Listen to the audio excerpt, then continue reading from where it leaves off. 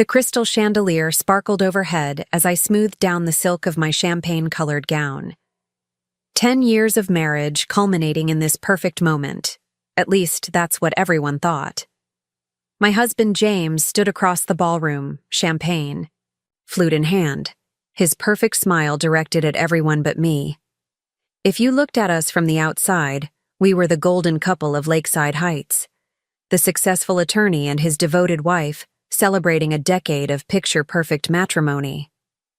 Before we jump back in, tell us where you're tuning in from, and if this story touches you, make sure you're subscribed, because tomorrow, I've saved something extra special for you.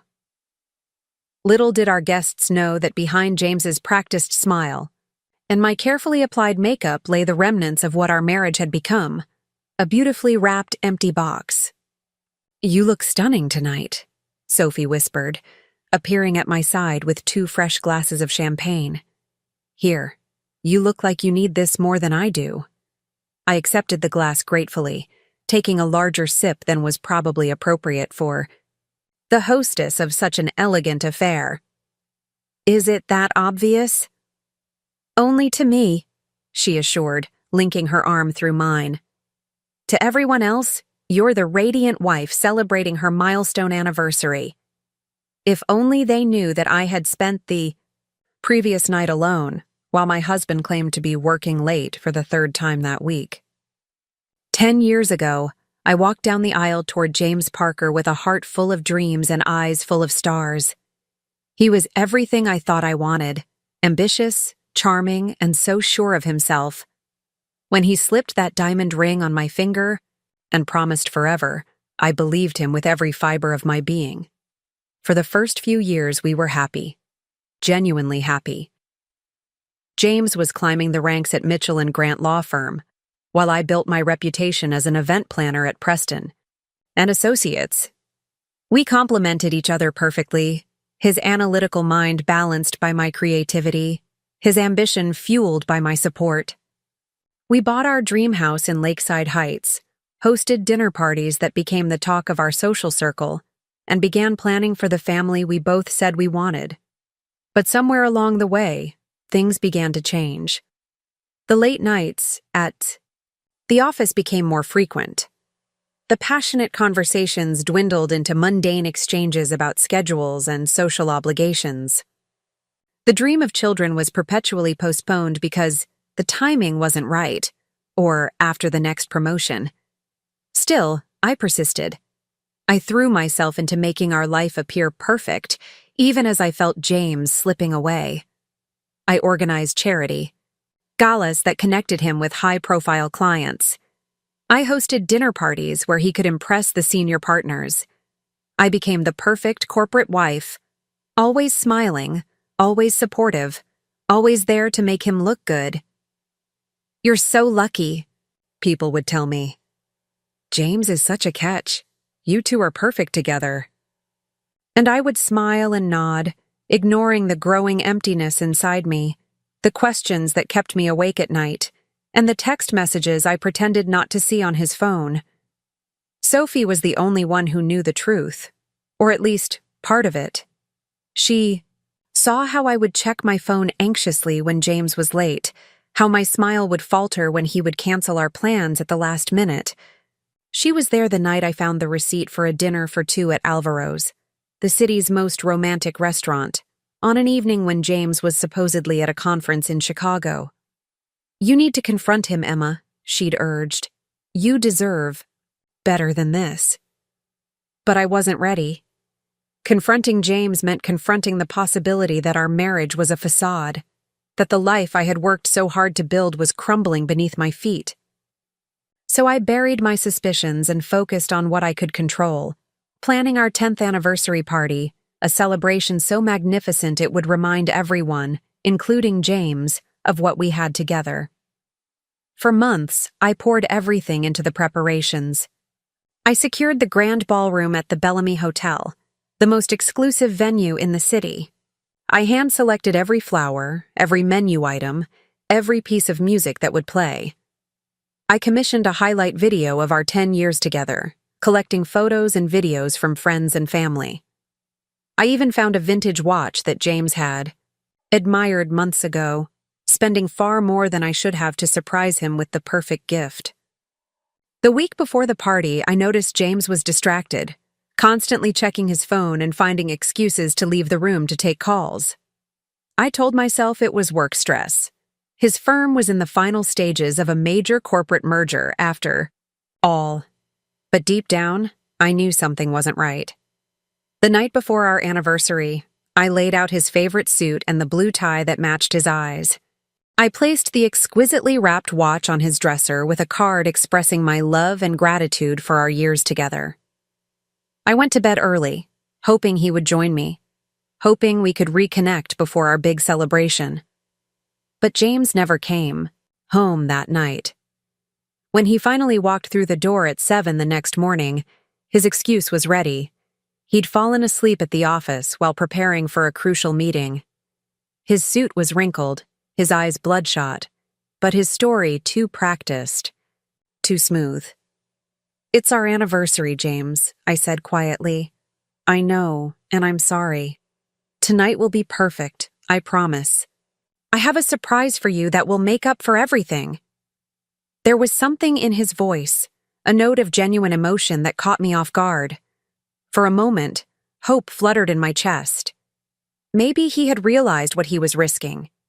Maybe tonight would be a new beginning for us. As I spent the day getting ready, having my hair and makeup done, slipping into the gown I had carefully selected months ago, I allowed myself to believe that perhaps James's surprise would be a recommitment to our marriage, a second honeymoon, or even finally agreeing to start the family I had longed for. I arrived at the Bellamy early to oversee the final touches. Everything was perfect. The soft lighting, the string quartet playing our favorite songs, the champagne towers, and the elegant 5-tier cake adorned with sugar flowers that matched our wedding bouquet. I had spared no expense, wanting every detail to reflect the love and dedication I still felt, despite everything. Guests began to arrive at 7, exclaiming over the opulence of the setting. James arrived separately, having claimed another last-minute meeting, but he was punctual and sober, dressed in the suit I had laid out and wearing a smile that almost reached his eyes.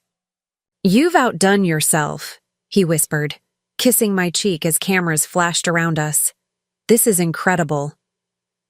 "I wanted it to be special," I replied, searching his face for some sign of the man I had fallen in love with. For a while, it felt like old times. We greeted our guests hand in hand, accepted congratulations with gracious smiles, and even shared a dance that made my heart race with remembered joy. James seemed present, engaged, his hand warm against the small of my back as he guided me across the dance floor. "Are you happy?" he asked suddenly, his eyes meeting mine with an intensity I hadn't seen in years. "Right now? In this moment?" "Yes," I answered honestly. He nodded, something like regret crossing his features.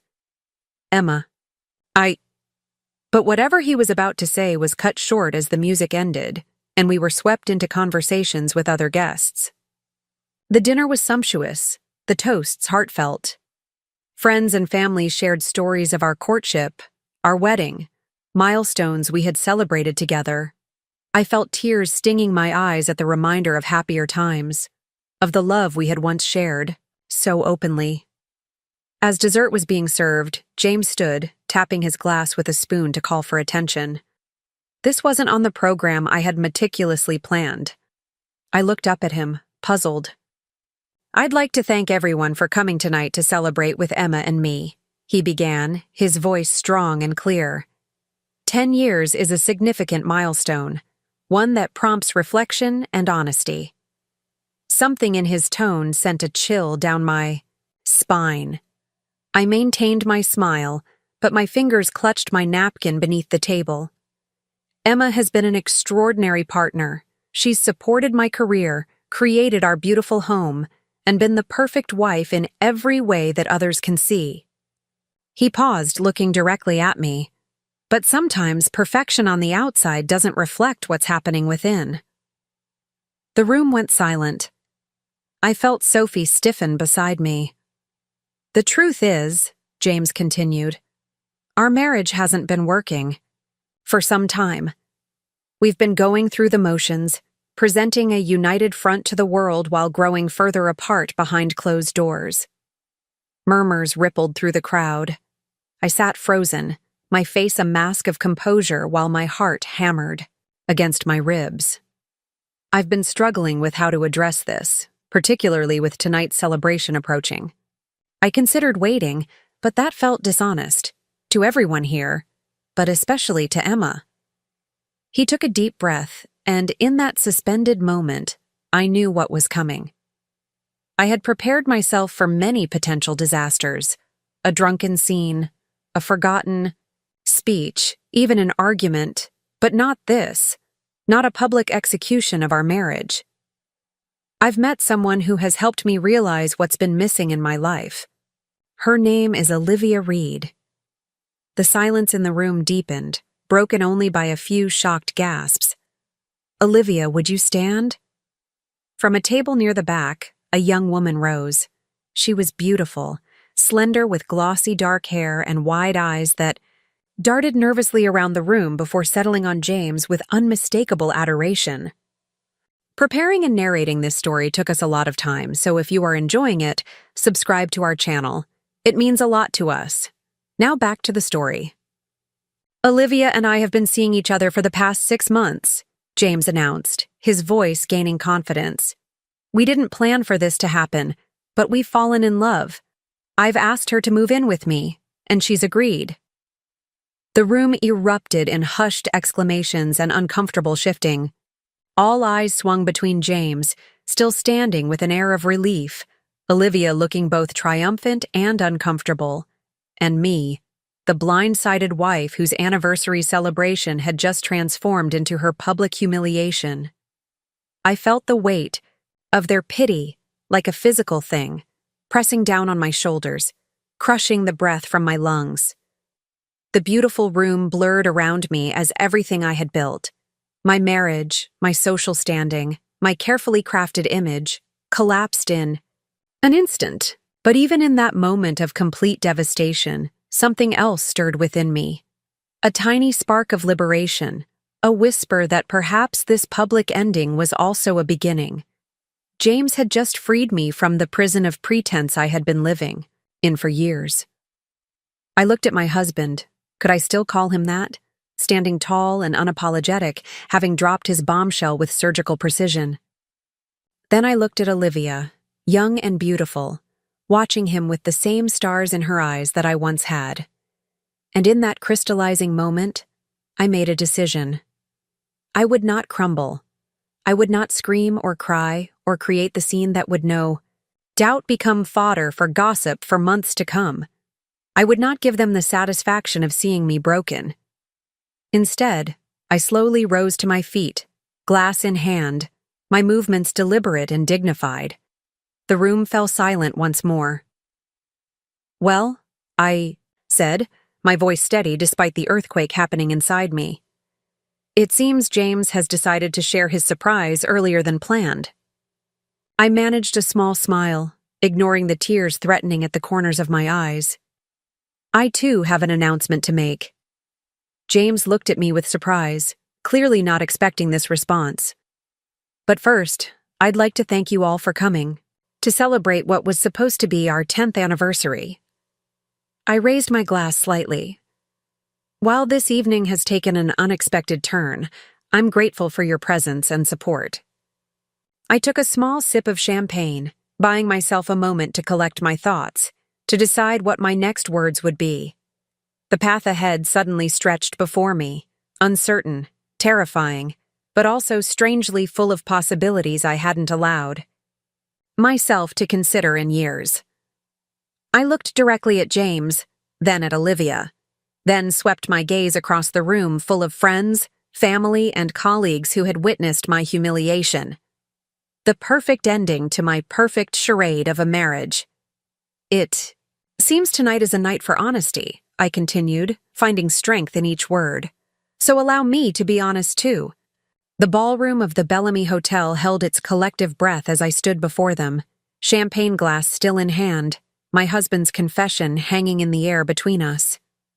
James had the audacity to look concerned, as if my response might somehow inconvenience his carefully planned exit from our marriage.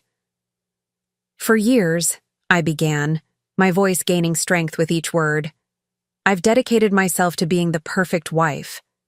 I've arranged my life around James's career, his ambitions, his needs. I gestured around the room.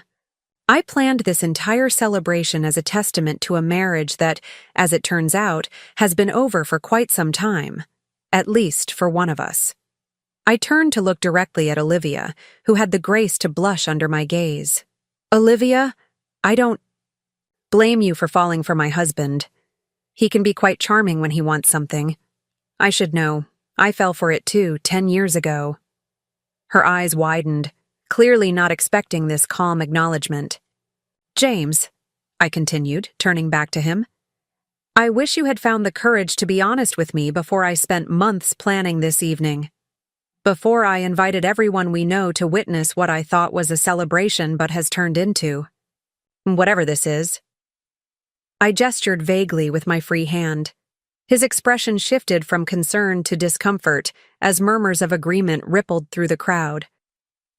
But in a strange way, I should thank you, I said, surprising even myself with the words.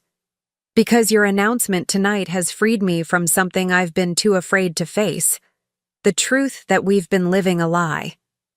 I set my glass down and reached for my clutch, retrieving the small velvet box containing the vintage watch I had planned to give him. I had a surprise for you too, I said, opening the box to reveal the gleaming timepiece inside.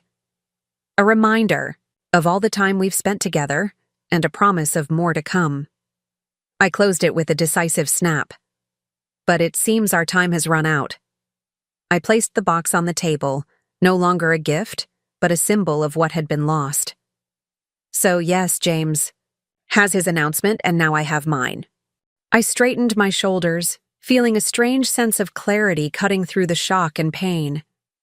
Effective immediately, I am reclaiming my life. I'm taking the offer I received last month to start my own event planning business.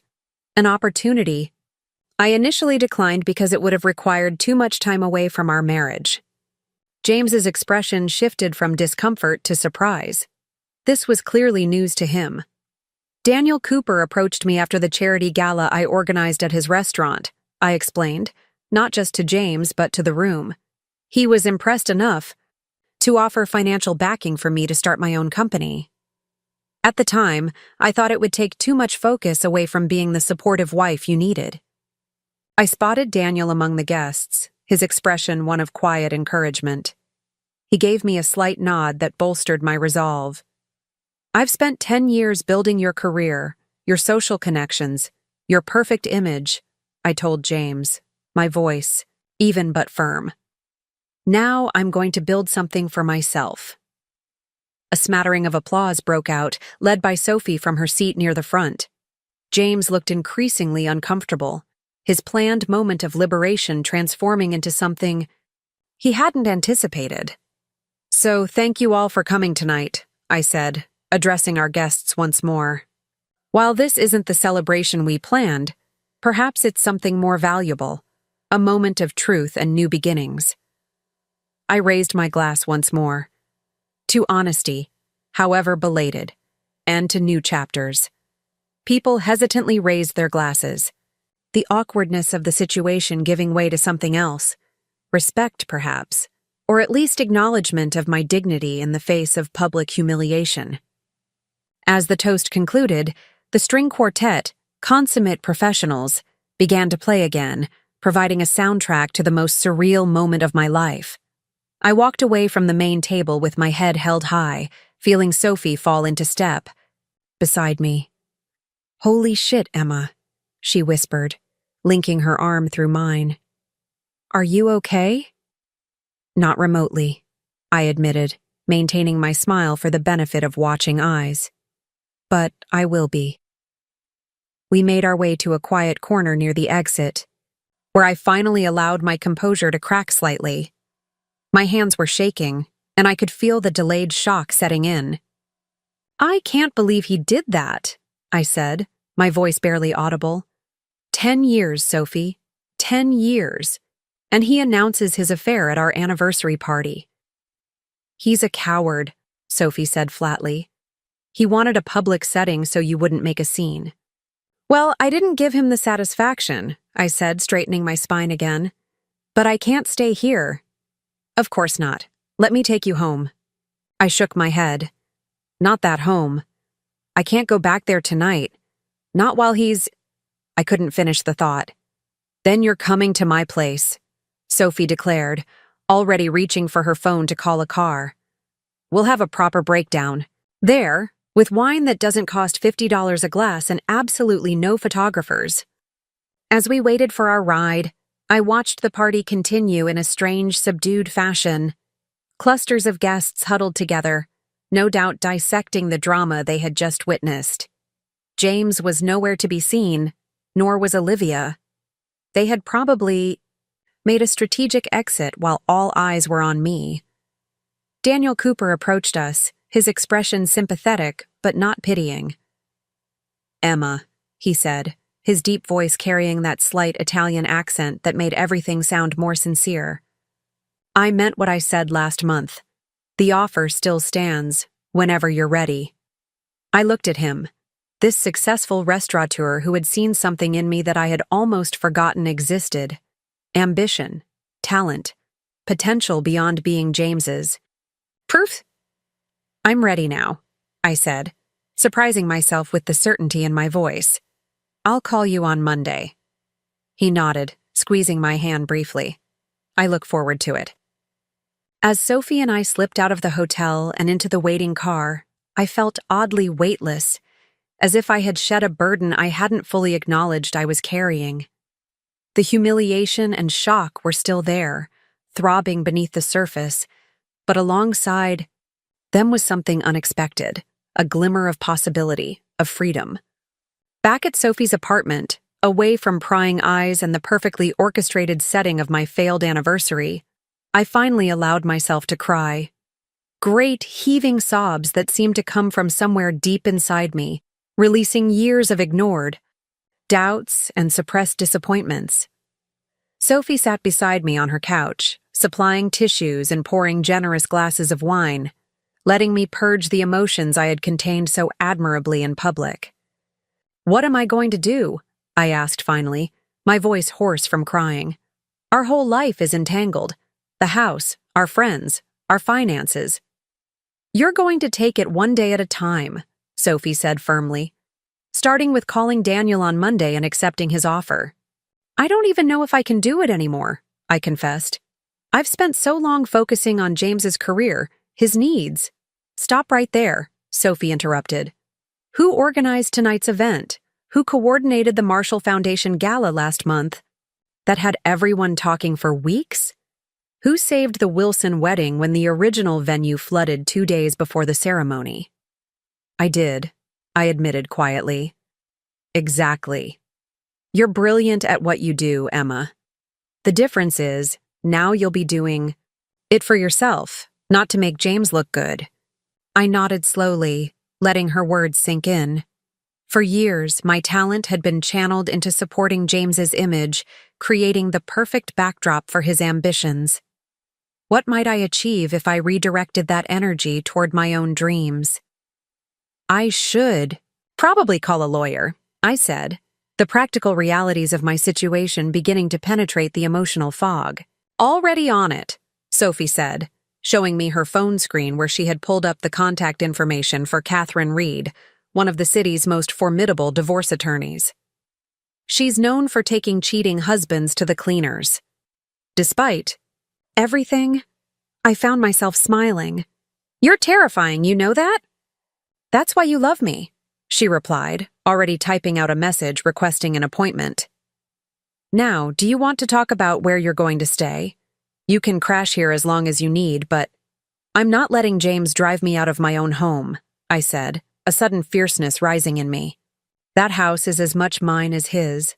More, actually, since I'm the one who renovated it, decorated it, made it a home while he was always working late. That's my girl, Sophie said approvingly. So what's the plan? I reached for my phone, scrolling until I found Noah's number. Noah Taylor had been our friend for years, originally James's college roommate, but he'd always been kinder to me than my husband deserved. And, more importantly, he worked at the same law firm and would know exactly what James was up to. I need information, I said, my fingers hovering over the call button. And then I need a strategy. That night, sleeping in Sophie's guest room, I dreamed of the life I might have had if I had recognized the truth sooner, if I had prioritized my own dreams alongside James's, if I had confronted the signs of his wandering attention, if I had been brave enough to face the reality of our failing marriage before it culminated in public humiliation. But as I woke to the pale light of dawn filtering through unfamiliar curtains, I realized something important. It wasn't too late. At 35, I still had time to build the life I wanted, on my terms. James and his affair had not ended my story. They had merely closed a chapter that had gone on too long. I reached for my phone and sent 2 messages before rising from bed. The first was to Daniel Cooper. I'd like to discuss that business proposition. Are you free for lunch on Monday? The second was to Catherine Reed, confirming the appointment Sophie had arranged. Then I block-deleted every anniversary message, without reading them. Today was day 1 of my new life, and I had no intention of looking back. The Monday after my anniversary party disaster dawned bright and clear, mocking the chaos that had become my life. I hadn't returned to my home since that night. Instead, I had spent the weekend holed up in Sophie's guest room, alternating between moments of numbing grief and unexpected clarity. Are you sure you want to do this today? Sophie asked, leaning against the doorframe as I applied my makeup with careful precision. No one would blame you for taking more time. I met her eyes in the mirror. If I don't go now, I might lose my nerve. I finished applying my lipstick, the bold red I rarely wore because James always said it was too much. Besides, I have a lunch meeting with Daniel. My first stop that morning wasn't the house or even my office at Preston & Associates, where I would eventually need to tender my resignation. Instead, I directed the rideshare driver to the sleek downtown offices of Catherine Reed, divorce attorney extraordinaire. Catherine's reputation preceded her, a steely-eyed litigator known for her methodical dismantling of unfaithful spouses in court. Her office reflected her personality, minimal, elegant, with not a single object out of place. Mrs. Parker, she greeted me, her handshake firm and confident. I've been briefed on the general situation. Let's discuss how to proceed. For the next hour, I laid out the details of my marriage, the joint properties, the investments, the gradual way James had taken control of our finances while I focused on being the perfect corporate wife. I didn't cry, not even when describing the public humiliation of the anniversary party. Something about Catherine's clinical approach made it easier to view my situation as a case to be managed rather than the implosion of my life. Based on what you've told me, we're in a strong position, Catherine said, making notes in a leather-bound portfolio. 10 years of marriage, clear evidence of infidelity, and your significant contributions to his career advancement, both through direct support and by enhancing his social capital through your event planning work. She looked up, her eyes sharp. You mentioned you declined a business opportunity to support his career. Can you elaborate on that? I explained about Daniel's offer, how after organizing a charity gala at his restaurant, he had approached me about starting my own event planning company with his financial backing, and you turned it down because James needed me to focus on hosting dinners for his firm's clients and organizing the charity events that got him noticed by the senior partners. The words sounded hollow now, a reflection of priorities that no longer made sense. Catherine nodded. That's exactly the kind of sacrifice that strengthens our position. Now, about the house. I want it, I said firmly. I redesigned every inch of that place. James only cares about the address and what it represents. Good. Direct and clear. She made another note. What about his relationship with Ms. Reed? How long has it been going on? 6 months, according to his announcement. But I suspect longer. I twisted my wedding ring, still on my finger out of habit. There were signs I ignored. Late nights, unexplained absences, a sudden change in his preferences. Catherine's eyebrow arched. Change in preferences? Little things. New cologne, clothes I hadn't selected for him, restaurants he suddenly wanted to try. I shrugged. In retrospect, it was obvious. It usually is, in hindsight. For the first time, a hint of sympathy colored her professional demeanor. Mrs. Parker? Emma, I interrupted. I think we can be on a first-name basis if you're going to help me dismantle my marriage. A slight smile curved her lips. Emma, what I need to know now is how you want to proceed. Some clients prefer to negotiate quietly, avoiding further public exposure. Others. She paused delicately. Others prefer a more assertive approach, especially after public humiliation. I considered the question. Part of me wanted to slip away quietly, to avoid more gossip and speculation. But a stronger emerging part, the part that had stood up at that party and announced my own liberation, wanted justice. James leveraged everything I built for him, I said slowly. My social connections, my event planning skills, my dedication to his image. He climbed to partner using my shoulders as a ladder, then discarded me when he no longer needed the boost. I removed my wedding ring, placing it deliberately on her desk. I want what I've earned.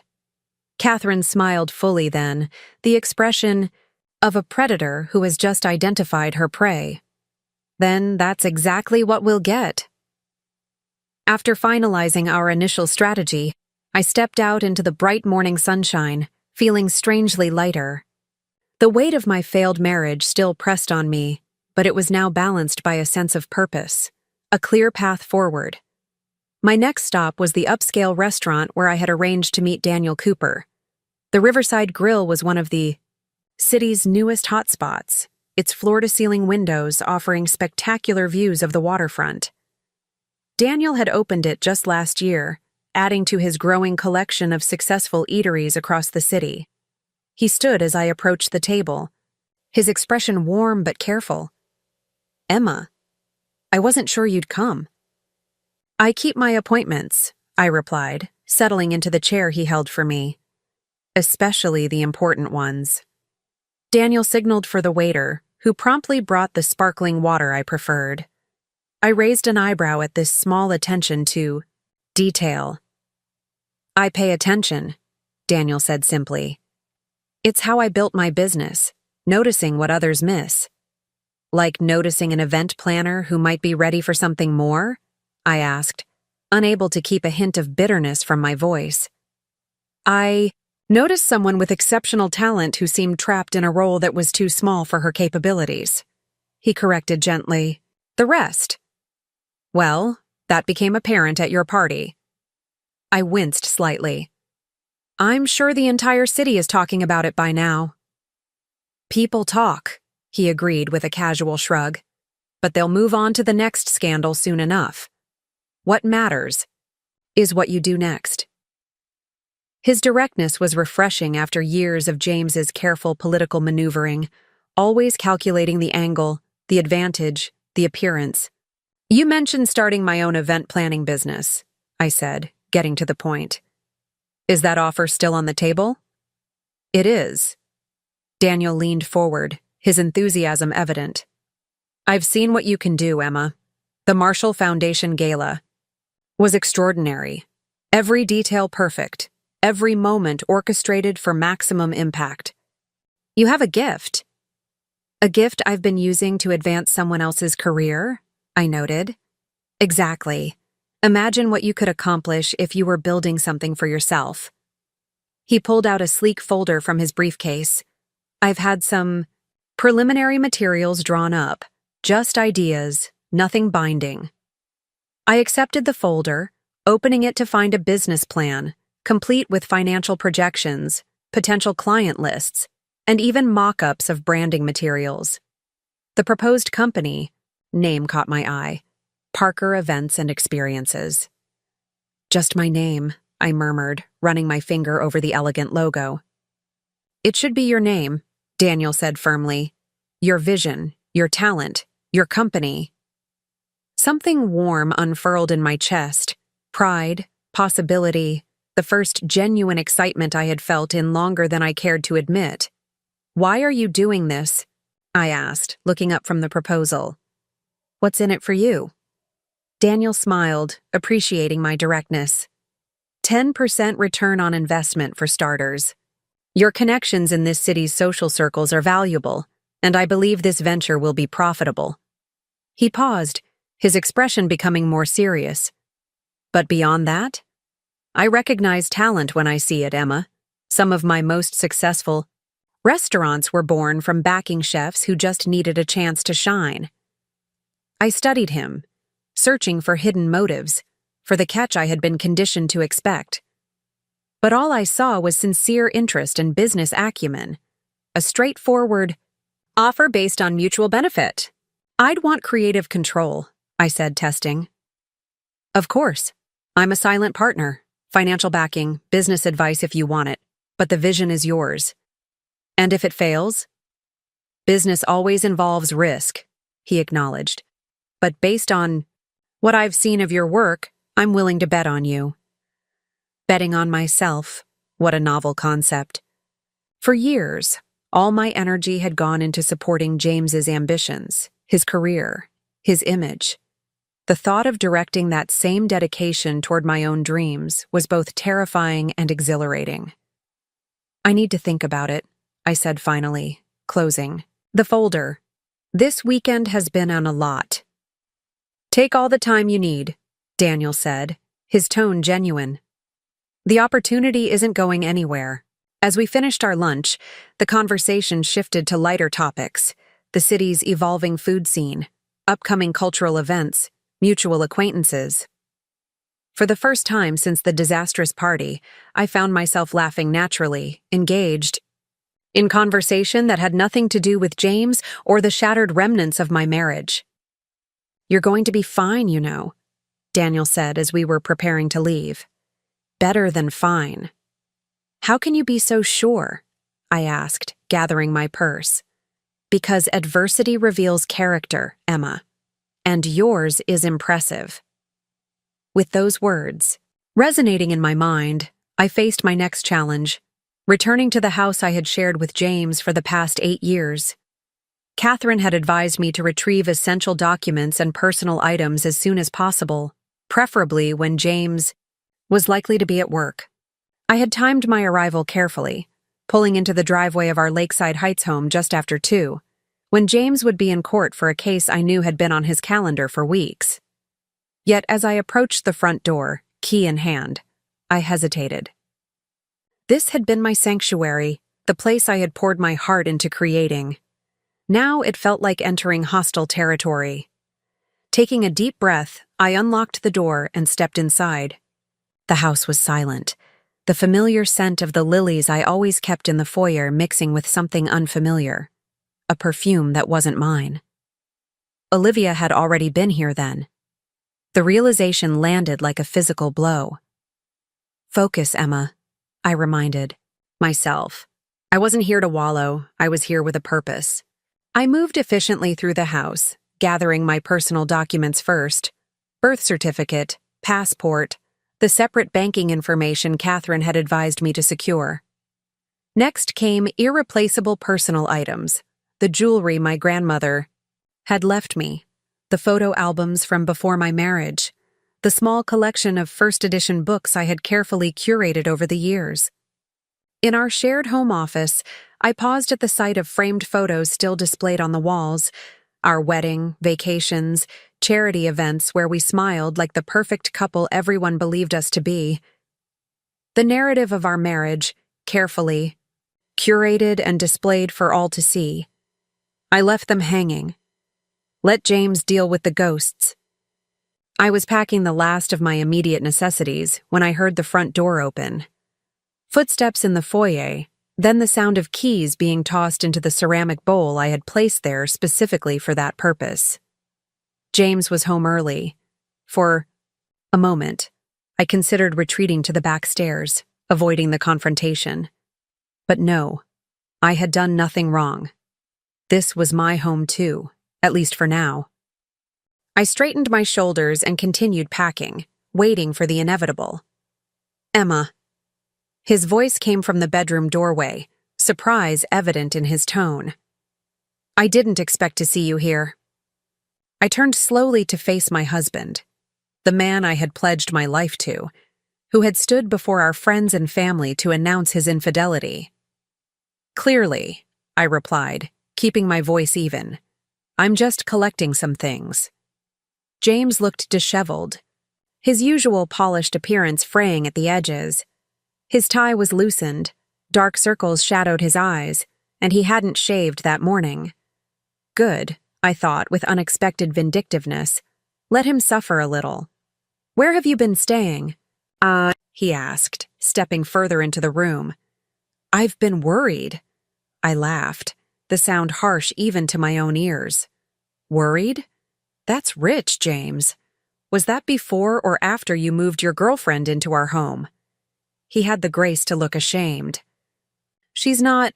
I haven't moved her in. She came by once to talk. Save it for someone who hasn't spent 10 years learning to read your lies.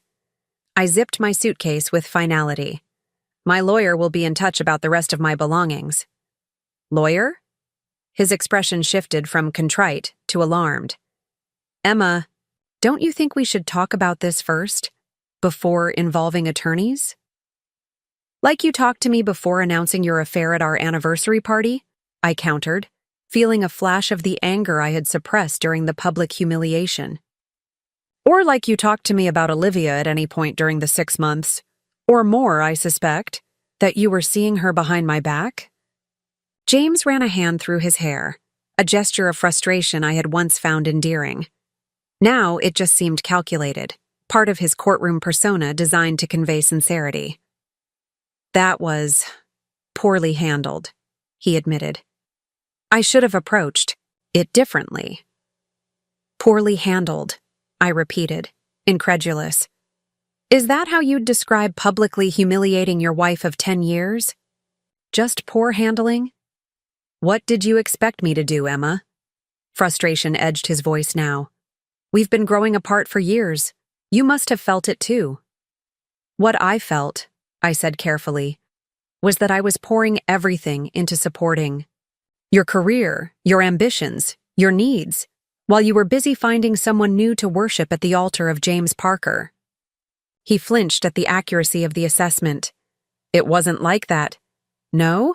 Then please enlighten me. What was it like, James? Help me understand how the man who promised to love and honor me ended up announcing his affair at an anniversary party I spent months planning. James sank onto the edge of the bed, suddenly looking older than his 39 years. I didn't plan it that way. Seeing you there, so beautiful, so perfect, knowing I had been living a lie. I couldn't keep pretending. How considerate of you to unburden your conscience, I said, my tone acidic. Never mind what it did to me. I know I hurt you, and I'm sorry for that. He looked up, his expression earnest. But can't you see this is better in the long run? Being honest about what we both know wasn't working? I stared at him, truly seeing him perhaps for the first time in years. This man, who had once been the center of my world, now seemed smaller somehow, diminished by his own choices. What wasn't working, James, was your commitment, your integrity, your vows. I lifted my suitcase from the bed. And you're right about one thing. Honesty is better. So honestly, I've contacted Catherine Reed about representing me in the divorce. His face paled. Catherine Reed? Emma, she's a shark. Yes, she is, I agreed pleasantly. And now she's my shark. I moved toward the door, but James stepped into my path, not touching me but blocking my exit. This doesn't have to be ugly, he said, his lawyer persona emerging. We can handle this reasonably, without dragging each other through the mud. You mean without damaging your carefully cultivated image at the firm? I asked, seeing through him easily.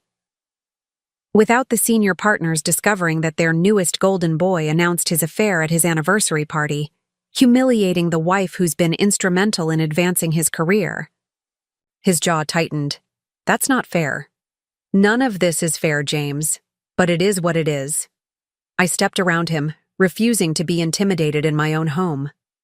By the way, I'm accepting Daniel Cooper's offer to start my own event planning business. Just thought you should know. Daniel Cooper? James followed me into the hallway, his voice rising. The restaurateur? Is that what this is about? Have you been planning this all along? I stopped, turning slowly to face him. The accusation was so absurd, so perfectly reflective of his own guilty conscience that I couldn't help but laugh. Projecting much, James? No, unlike you, I haven't been carrying on a secret relationship behind my spouse's back. Daniel made me a business proposition after the Marshall Gala, which I initially declined out of loyalty to you. I let that sink in for a moment. A loyalty that was clearly misplaced. So you're jumping straight from our marriage into his arms? The jealousy in his tone was rich coming from a man who had just introduced his girlfriend to our social circle. This may shock you, James, but not everything is about romantic entanglements. This is about my career, my future, my independence, things I've sacrificed for far too long to support you. I continued down the stairs, feeling his presence behind me but no longer caring what he thought or assumed. At the front door, I turned one last time. Oh, and James? You might want to contact our real estate agent. I'll be keeping the house. The look of stunned disbelief on his face as I closed the door behind me was small compensation for everything I had lost, but it was something. A first step toward reclaiming my power in a relationship where the balance had been skewed for far too long. Back in my car, I allowed myself a moment of quiet reflection. The confrontation with James had been painful but necessary. The first of many difficult conversations that lay ahead as we dismantled the life we had built together. Yet alongside the grief and anger, I felt something unexpected stirring. Relief. The weight of maintaining a facade, of ignoring the signs of James's infidelity, of subjugating my own ambitions to support his. It was lifting, allowing me to breathe freely for what felt like the first time in years. My phone chimed with a text from Sophie. How did it go with Catherine? Still on for dinner tonight? I typed back quickly. She's exactly what I need. And yes, to dinner, I have news. Another message came through, this one from Noah. Just, heard Jay got pulled from the Westridge case. Partner's not happy about weekend drama. Let me know if you need anything. So the fallout had begun already. James's carefully constructed professional image was showing cracks, just as Catherine had predicted. I felt no joy in his professional difficulties. Only a grim satisfaction that actions had consequences, even for those who believed themselves above them. I started the car, pulling away from the house that had been the backdrop for the most painful chapter of my life. As I drove toward Sophie's apartment, where I would continue to stay until the immediate legal issues were settled, I mentally drafted an email to Daniel Cooper. I'd like to accept your offer, it would begin. Let's build something extraordinary. The road ahead would be challenging, untangling 10 years of marriage, establishing a new business, rebuilding my identity, separate from my role as James's wife. But for the first time in longer than I cared to admit, I felt a genuine thrill of anticipation for what lay ahead. This wasn't the life I had planned, but perhaps it would be better than the one I had been living. That evening, over dinner at Sophie's apartment, I shared the developments of the day, my meeting with Catherine, lunch with Daniel, and the unexpected confrontation with James. "So you're really doing this," Sophie said, refilling our wine glasses. "Your own company, a divorce, a complete life renovation." "Apparently so," I replied, the reality of it all still sinking in. A week ago, I was planning an anniversary party. Now I'm planning a business and a divorce. "And how does that feel?" she asked, studying me carefully. I considered the question, searching for the right words to capture the complex tangle of emotions coursing through me. "Terrifying," I admitted, but also, right. Like I've been holding my breath for years, and finally, I can exhale. Sophie raised her glass in a toast. To exhaling, then, and to whatever comes next. Whatever comes next. The phrase echoed in my mind as we clinked glasses. For 10 years, whatever comes next had been dictated by James's career trajectory, his needs, his plans. Now, for the first time in a decade, my future was entirely my own to shape. It was the most frightening and exhilarating realization of my life. 6 weeks after the anniversary party that had so publicly ended my marriage, I stood in the doorway of what would soon become the headquarters of Parker Events and Experiences. The space was raw, exposed brick walls, concrete floors, and towering windows that flooded the open floor plan with natural light. But I could see what it would become. A creative hub where vision would transform into reality, where celebrations would be crafted with the same care and attention to detail I had once lavished on building James's perfect image. "What do you think?" Daniel asked, watching my reaction closely. "It's perfect," I replied, stepping further into the space, already mentally placing desks, meeting areas, and the large design table I had envisioned for collaborative planning sessions. "How did you find it?" "I own the building," he said with a casual shrug. "Was renovating the first floor for a new bistro concept when this second floor space opened up. Seemed like perfect timing." Perfect timing indeed. Ever since I had accepted Daniel's offer to back my new venture, things had fallen into place with a synchronicity that felt almost magical after years of compromising and adjusting my dreams to fit James's expectations. The business plan had been finalized within days of our lunch meeting. The preliminary client list, comprised largely of connections I had cultivated during my years as the perfect corporate wife, had grown exponentially once word spread that I was striking out on my own. The branding materials Daniel had mockingly developed had been refined with my input, resulting in an identity that felt both luxurious and approachable. And now, this space, the physical embodiment of my new beginning. "The lease terms are in the contract," Daniel continued, handing me a folder. "Standard rate for the area, but I've included 6 months free to give you time to establish the, business properly." I opened the folder, scanning the terms. "This is generous, Daniel." "It's strategic," he corrected, though his smile softened the words. "Your success benefits us both." That was what I appreciated most about working with Daniel, the straightforward business approach underlying his support. Unlike James, who had couched his self-interest in declarations of love and partnership, Daniel was refreshingly transparent about his motives. Yes, he stood to profit from my success, but there was no pretense, no manipulation disguised as concern. "We'll need to move quickly on the renovations if we want to meet our launch timeline," I said, already transitioning to planning mode. "I've lined up an interior designer, but we'll need contractors, permits." "Already handled," Daniel interrupted. "My team from the downstairs renovation can shift focus here. They're familiar with the building's quirks, and they've worked with the city permit office before." I blinked, momentarily taken aback by this efficiency. "You seem very confident that I'd take the space." His eyes crinkled at the corners. "I've learned to recognize determination when I see it, Emma. From the moment you stood up at that party and announced your new direction, I knew you wouldn't look back. The memory of that night still stung. The public humiliation, the shock, the sickening realization that my marriage had been a facade for longer than I cared to admit. But Daniel was right. From the moment I had reclaimed my voice in that ballroom, I had been moving forward, not back. My phone buzzed with a notification, an email from Catherine Reed.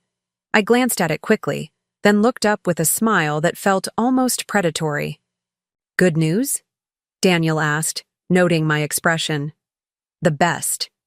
James's request for an expedited division of assets has been denied. The judge is requiring full financial disclosure, including a forensic accounting of our joint finances for the past 5 years." Daniel whistled low. "That's not what he wanted, I'm guessing." "Not at all," I confirmed, satisfaction warming my voice. "James has always kept our finances somewhat opaque, managing investments, handling tax preparations, setting up accounts I barely knew existed. Catherine thinks he's been hiding assets. And now he can't hide them anymore," Daniel concluded. "Well played." It wasn't about the money, not really. Over the past weeks, as Catherine had helped me untangle the complex web of our shared financial life, I had discovered just how systematically James had established control. Joint accounts I had limited access to. Investment portfolios managed exclusively by him. Even our tax returns, which I had signed dutifully each year, contained deductions and allocations I had never fully understood. "When this is over," I said, tucking my phone away, "I want exactly what I've earned. No more, no less." Daniel nodded, respecting the steel that had gradually replaced the shock in my voice when discussing my failing marriage. "Speaking of earning," he said, changing the subject, "have you considered who you'll hire first? You can't build an empire alone." "Actually, I have someone in mind," I replied, thinking of the conversation I'd had the previous evening. "Jessica Moore. She was an intern at Preston and Associates when I was there. Brilliant organizational mind, creative but practical. She reached out after hearing about my new venture." "Poaching from your old firm?" Daniel asked, amusement dancing in his eyes. "Bold move.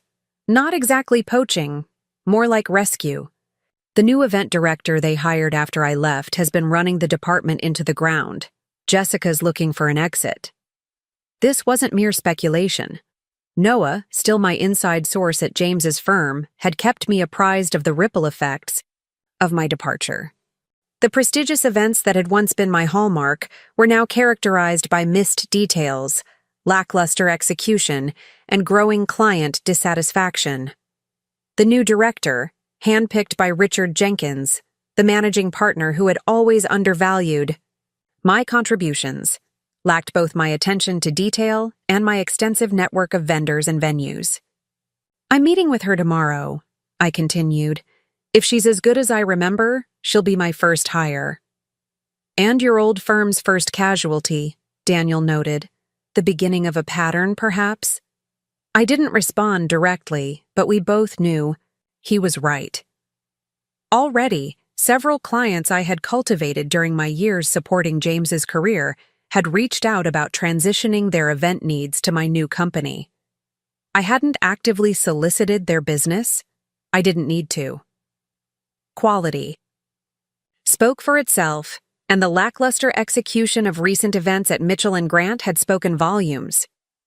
As we continued touring the space, discussing renovation timelines and design concepts, I felt a buzzing energy that had nothing to do with the phone periodically vibrating in my pocket.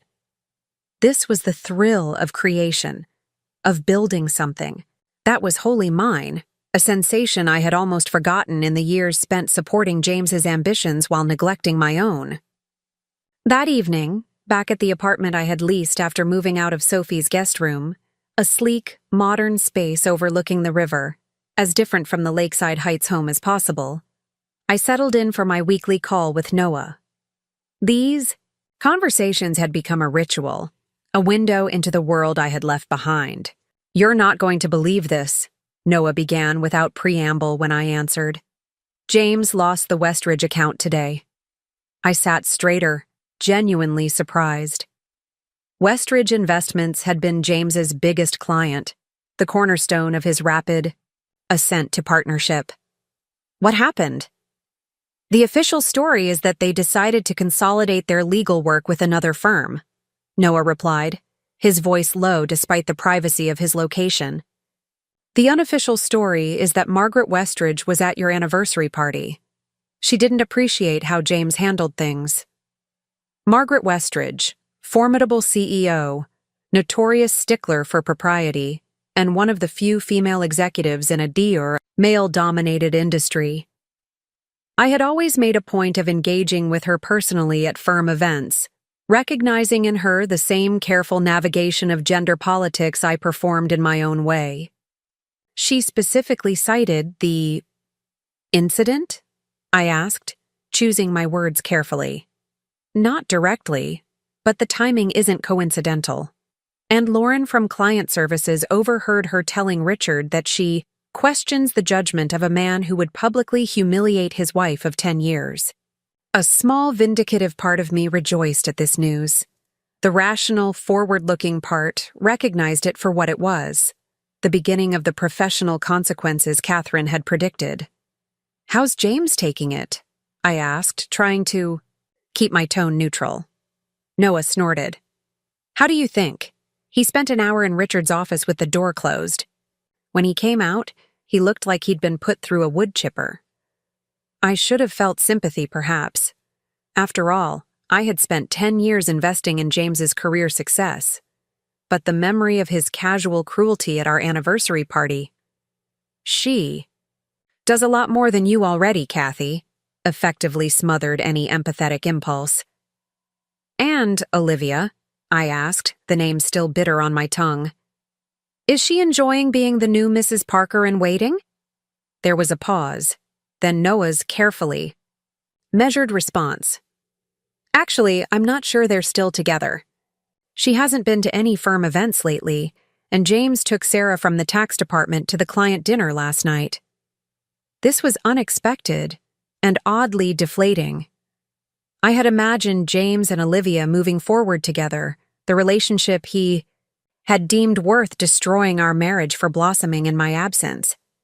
The thought that he might have already moved on to someone else made the entire debacle seem even more pointless. "Emma?" Noah prompted when I didn't immediately respond. "You still there?" "Yes, sorry." I shook off the momentary disorientation. "Just processing." "For what it's worth," Noah continued, his voice gentler now, "everyone misses you.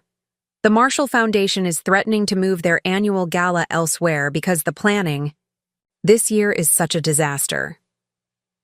The Marshall Foundation Gala, my crowning achievement from the previous year, an event that had raised record donations and cemented my reputation as one of the city's premier event planners. Its success had directly led to Daniel's offer. "They should call me," I said, only half joking.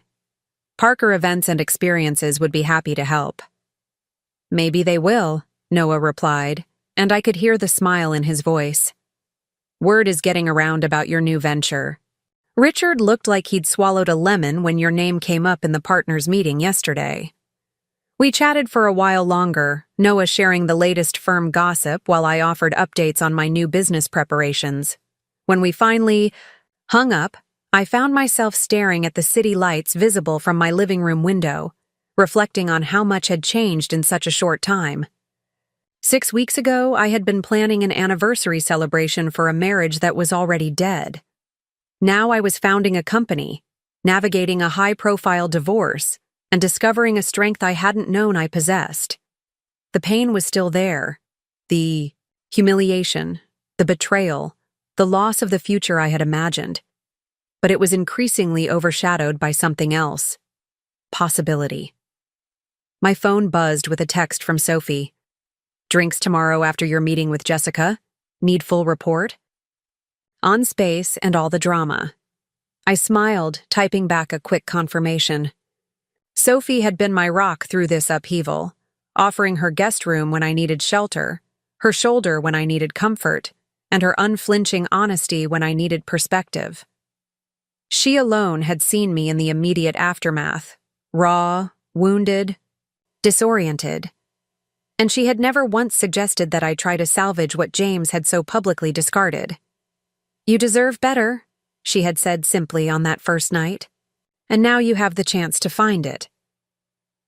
Better. The word echoed in my mind as I prepared for bed. Better than a marriage built on compromise that flowed primarily in one direction. Better than being valued primarily for how my skills enhanced someone else's image. Better than loving someone who could announce his infidelity at an event I had spent months planning.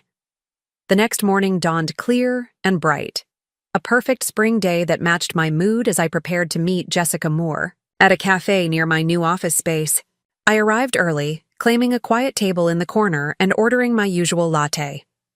While waiting, I reviewed the preliminary sketches the interior designer had sent over for the office renovation. Clean lines, a sophisticated palette of blues and grays, with strategic pops of color to energize the space. "Emma?" A voice interrupted my concentration. "Emma Parker?" I looked up to see a woman I didn't immediately recognize. Early 40s, stylishly, dressed with an expression of uncertain recognition. "Yes?" I responded, setting aside my tablet. "I'm Diane Westridge," she said, extending her hand. "Margaret's daughter-in-law. We met at the Mitchell and Grant holiday party last year." "Of course," I said, the connection clicking into place. "How are you, Diane?" "Wonderful, thank you." She hesitated, then asked, "May I join you for a moment?" "Please." I gestured to the empty chair across from me, curious about this unexpected encounter. Diane settled into the seat, setting her coffee cup on the table between us. "I'll be direct," she said after a moment. "I was at your anniversary party." My stomach tightened automatically at the reference, but I kept my expression neutral. "I remember seeing you there." "What happened was—" She paused, searching for the right word. "Unforgivable. The way your husband treated you, in public no less, was beyond inappropriate." "Thank you," I said simply, unsure where this conversation was headed. "The reason I'm approaching you now is that I've heard you're starting your own event planning company." She leaned forward, slightly. "My mother-in-law was extremely impressed with the Marshall Foundation Gala you organized last year. When she learned about your new venture, she suggested I speak with you." My eyebrows rose slightly. "About?" "The Westridge Family Foundation is launching a new initiative focused on supporting women entrepreneurs," Diane explained. "We're planning a major fundraising event in the fall. Something to draw attention and initial investment. Margaret thought you might be the perfect person to handle it." The irony was almost too perfect. James had lost the Westridge account, while I was being offered their foundation business. If I believed in cosmic justice, this would certainly qualify. "I'd be very interested in discussing this further," I said, professionalism overtaking my initial surprise. "My company is in the startup phase, but will be fully operational well before fall." "Excellent." Diane smiled, reaching into her handbag for a business card. "Call my office next week to set up a proper meeting. Margaret would like to be involved in the initial discussions." As she stood to leave, she hesitated, then added in a lower voice, "For what it's worth, the Westridge family values loyalty and integrity above all else. Those qualities extend to how we choose our business partners as well as our legal representation." The message couldn't have been clearer. James's public betrayal had cost him more than his marriage. It had cost him professional standing with one of his most important clients. I watched Diane leave, her card a tangible reminder of how quickly fortunes could change. One door closes, another opens. The platitude I had dismissed as empty comfort now seemed prophetic. Jessica arrived precisely on time, her eager enthusiasm evident as we discussed the position I was offering. Young, talented, and clearly undervalued at Preston and Associates, she represented exactly the kind of team member I wanted to build my company around. Someone with both skill and hunger to prove themselves. "I can start in 2 weeks," she said, after I had outlined the role and compensation package. "My current contract requires 10 business days' notice." "Perfect timing," I replied, thinking of the office renovations scheduled to be completed within the month. "That gives us time to finalize the space and develop our initial marketing strategy." As we continued discussing logistics, my phone buzzed with an incoming call. Catherine Reed. I excused myself briefly to take it. "Emma," Catherine's crisp voice came through clearly. "I have news. James has agreed to our terms regarding the house." I blinked, genuinely surprised. James had been fighting tooth and nail for our Lakeside Heights home, arguing that his status as the primary breadwinner entitled him to retain the property. "What changed his mind?" I asked, stepping away from the table for privacy. Apparently, his financial disclosures revealed some irregularities that he'd preferred not to have scrutinized too closely. There was a note of satisfaction in Catherine's voice. "I suspect he's decided that keeping the house isn't worth the risk of a more thorough investigation." "Irregularities?" I repeated, my mind racing. "What kind of irregularities?" "The kind that might interest the IRS," Catherine replied delicately. "Nothing definitive yet, but enough to make him suddenly amenable to negotiation." I absorbed this information, feeling a complex mixture of vindication and disbelief. Had James been engaging in financial impropriety during our marriage? Had I been so focused on supporting his career that I had missed signs of ethical lapses? "So the house is mine?" I confirmed, focusing on the immediate outcome rather than the troubling implications. "We're drawing up the transfer documents now," Catherine confirmed. "He'll assume the outstanding mortgage debt as part of the settlement, but the property will be transferred solely to your name." After concluding the call, I returned to Jessica, who was politely pretending not to have noticed my sudden change in demeanor. "Good news?" she asked cautiously. "Very good news," I confirmed, not elaborating further. Now, where were we? The remainder of our meeting flowed smoothly, Jessica's enthusiasm for the new position matching my growing excitement about building a team that shared my vision. By the time we parted, Jessica to submit her resignation, me to meet Sophie for our promised drink, I felt a buoyancy that had once seemed permanently beyond my reach. Sophie was already waiting at our favorite wine bar when I arrived, a bottle of champagne chilling in an ice bucket at her table. "We're celebrating?" I asked, sliding into the seat across from her. "Every damn day you're not married to that ass anymore," she replied, popping the cork with practiced ease. "Plus, I had a feeling today would bring good news." As she poured 2 flutes of bubbling champagne, I filled her in on the day's developments, the promising meeting with Jessica, the unexpected encounter with Diane Westridge, and Catherine's call about the house. "Financial irregularities?" Sophie repeated, her eyebrows shooting upward. "Like what?" Catherine was deliberately vague, but she implied potential tax issues. I sipped my champagne, still processing this revelation. I guess I shouldn't be surprised. If James could lie about something as fundamental as fidelity, why not finances too? "Because one might land him in jail," Sophie pointed out.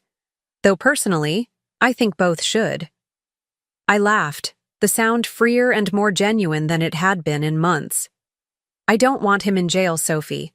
I just want what's rightfully mine, and it looks like I'm getting it." "And then some," she added, tapping her glass against mine. "The Westridge Foundation account? That's poetic justice if I've ever seen it." We spent the next hour chatting about lighter topics, the office renovations, potential names for the conference rooms. Sophie lobbied hard for the Phoenix for the main meeting space, a not-so-subtle reference to my rising from the ashes of my marriage and her latest dating adventures. Speaking of dating, Sophie segued after recounting a particularly disastrous coffee meetup. What's the situation with Daniel? Are you two business partners? I finished firmly. That's all. Sophie looked skeptical. He's single, successful, and clearly in awe of your abilities. Plus, he's been calling in favors all over town to help get your business off the ground. That's a lot of effort for just a business partner. It's called investment, I countered. He has a financial stake in my success. Mm-hmm. Sophie's tone made it clear she wasn't convinced. And the way he looks at you whenever you're in the same room? Is that financial too? I felt a flush creeping up my neck that had nothing to do with the champagne. I'm not ready for that, Sophie. I'm still legally married, still dealing with the fallout from James's betrayal. The last thing I need is to complicate my professional relationship with Daniel by introducing whatever you're implying. Fair enough, she conceded, refilling our glasses. But when you are ready, and eventually you will be, just remember I called it first. I rolled my eyes but didn't argue further. The truth was, I had noticed Daniel's attentiveness, his genuine interest in my ideas, his unwavering support of my vision. Under different circumstances that didn't include a pending divorce and a business partnership, perhaps I would have been open to exploring the chemistry that occasionally sparked between us. But for now, my focus remained singular, building a life that was wholly mine, independent of any man's validation or support. What about the gala? Sophie asked, shifting topics. The one Noah said is a disaster without you? The Marshall Foundation? I considered the question. If they reach out, I'll certainly discuss taking it on, but I'm not going to pursue it actively. That would look desperate. It's not desperate to reclaim what you built, Sophie countered. That event was your baby. Everyone knows you were the reason it succeeded last year. True, but timing matters. I want to approach any former clients from a position of strength, not need. I swirled the remaining champagne in my glass. Besides, from what Noah tells me, they'll be coming to me soon enough on their own. As if summoned by the mention of his name, my phone lit up with a text from Noah. Emergency partners meeting. Tomorrow morning. Word is more clients leaving. Jay looks like death warmed over. I showed the message to Sophie, who read it with undisguised satisfaction. Karma's a bitch, she said simply, and apparently, she works fast. It's not just karma, I said, tucking my phone away. It's consequences. James built his reputation on a foundation that included my work, my connections, my support.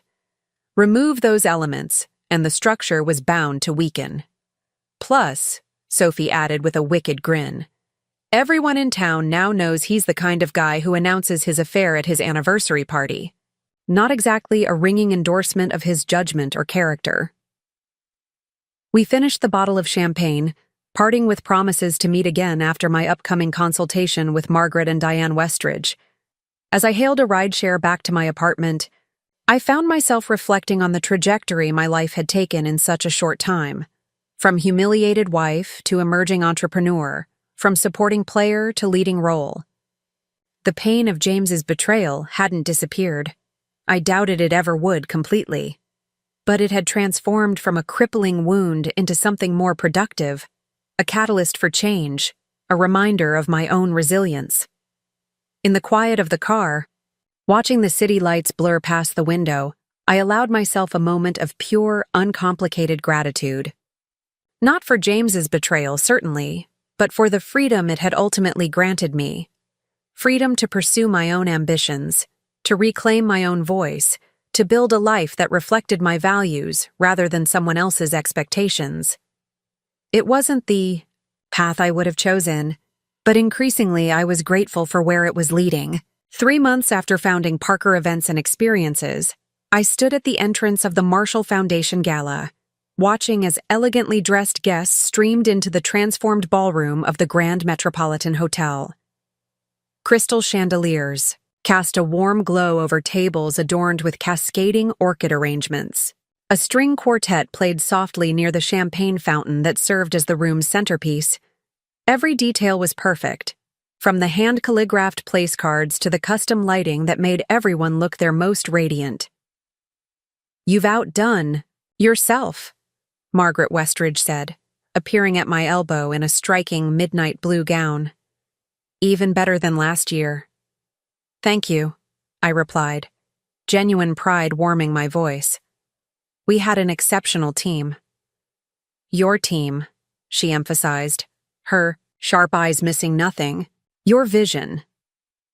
3 weeks after my chance encounter with Diane Westridge, the Marshall Foundation had indeed reached out, desperate for help after their original planner, my replacement at Preston and Associates, had delivered a proposal that was, in the foundation director's words, utterly lacking in imagination or understanding of our goals.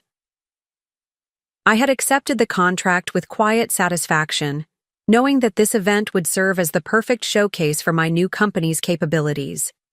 What I hadn't anticipated was how many other clients would follow suit, abandoning their relationships with my former employer to work with me directly.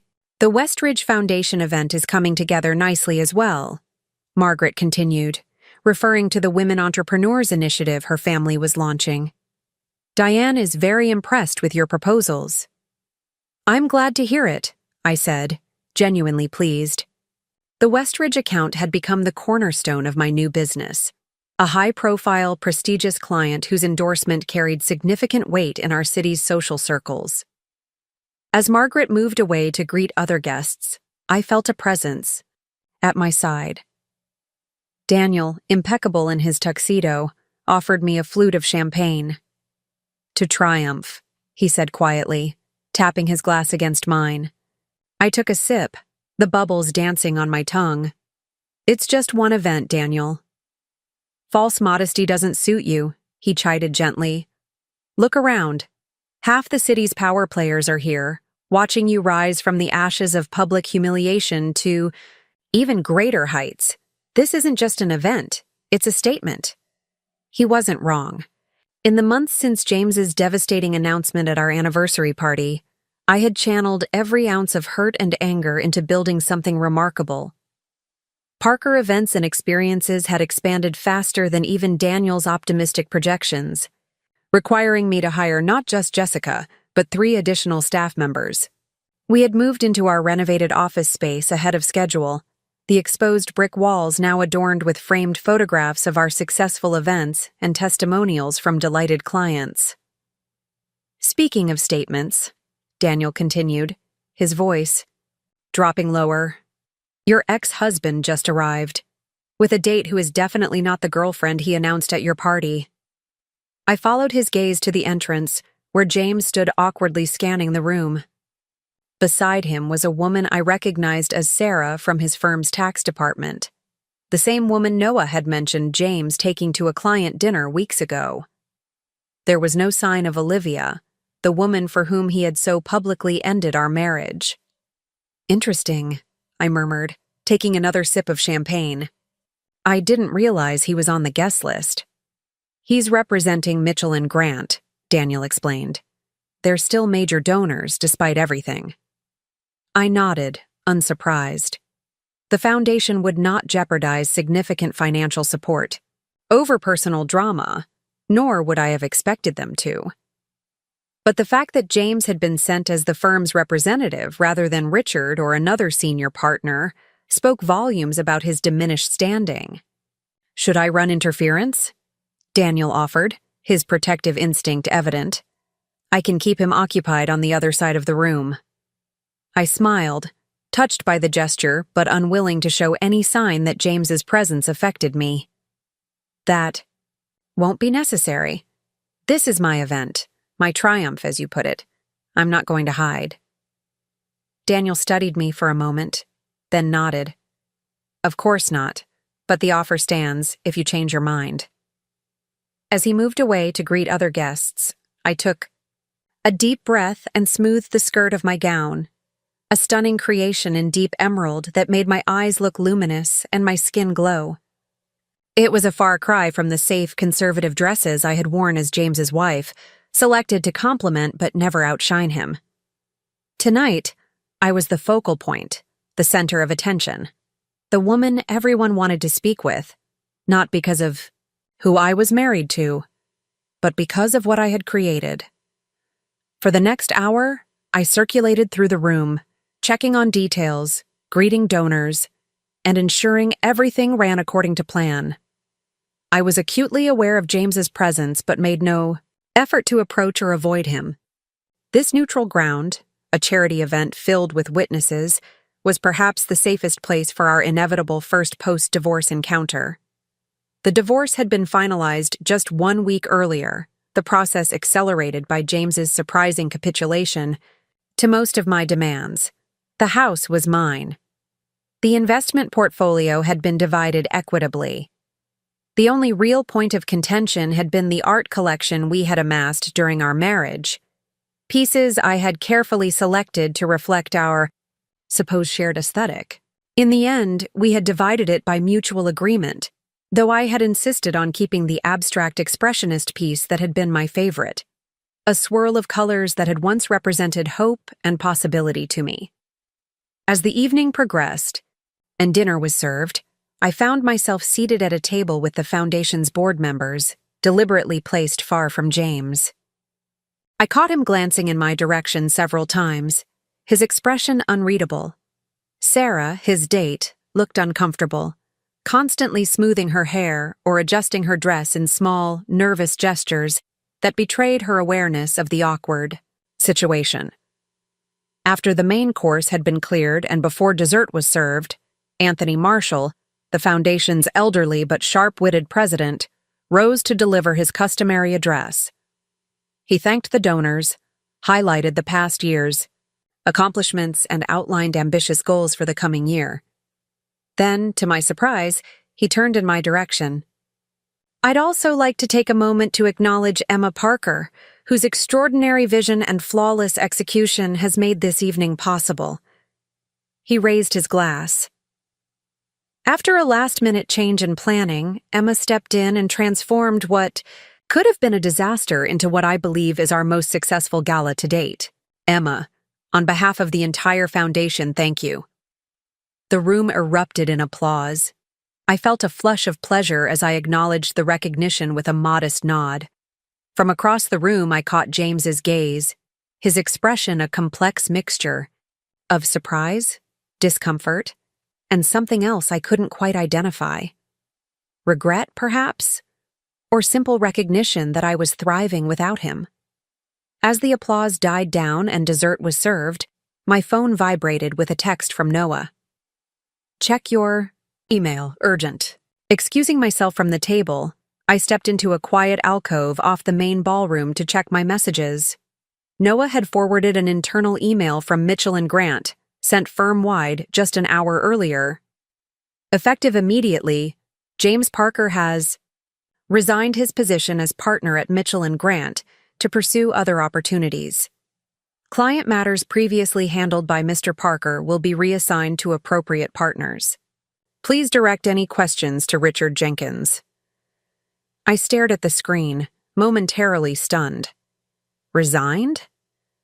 According to Noah's intelligence over the past weeks, James had been struggling professionally, but nowhere near the point of resignation. Something must have happened, something significant enough to prompt such a dramatic move. A second text from Noah popped up. Word is he was asked to resign, something about financial improprieties that came to light during your divorce proceedings. Richard is in damage control mode. The pieces fell into place. The irregularities Catherine had mentioned, James's sudden willingness to settle our divorce quickly and largely on my terms, and now this abrupt resignation. Whatever James had been hiding, it had finally caught up with him. I should have felt vindicated, perhaps even triumphant. Instead, I felt a strange mix of emotions. Satisfaction that justice had been served, certainly, but also a tinge of sadness for the man I had once loved, the future we had once planned together, all of it now irrevocably lost. Stepping back into the ballroom, I noticed James rising from his table, saying something to Sarah before making his way toward the exit. Our eyes met briefly across the crowded room. For a moment, I thought he might approach me, might offer some explanation or acknowledgement. Instead, he simply nodded once, a gesture of recognition, of surrender perhaps, before continuing toward the door. In that moment, I realized I didn't need his explanation or acknowledgement. I had moved beyond the need for closure from James. My life had taken a new direction, one that was proving more fulfilling than the carefully circumscribed role I had played as his wife. As I returned to my table, Daniel appeared at my side, concern evident in his expression. "Everything all right? You look like you've seen a ghost." "Just news from the law firm," I said quietly. "James has resigned, effective immediately." Daniel's eyebrows rose. "Resigned or resigned?" "The latter, from what I hear. Something about financial improprieties." He processed this information with a slow nod. "Are you okay?" It was a simple question, but one that required honest introspection. Was I okay? 3 months ago, my world had shattered in the most public, humiliating way possible. The life I had carefully constructed, the perfect marriage, the supportive wife role, the social status I had earned through years of calculated effort, had disintegrated in a single evening. Yet from those ashes, something remarkable had risen. A business that was truly mine. Relationships based on my value, not my husband's position. Freedom to make choices based on my desires rather than someone else's expectations. "Yes," I said. Finally, my voice firm. "I'm more than okay."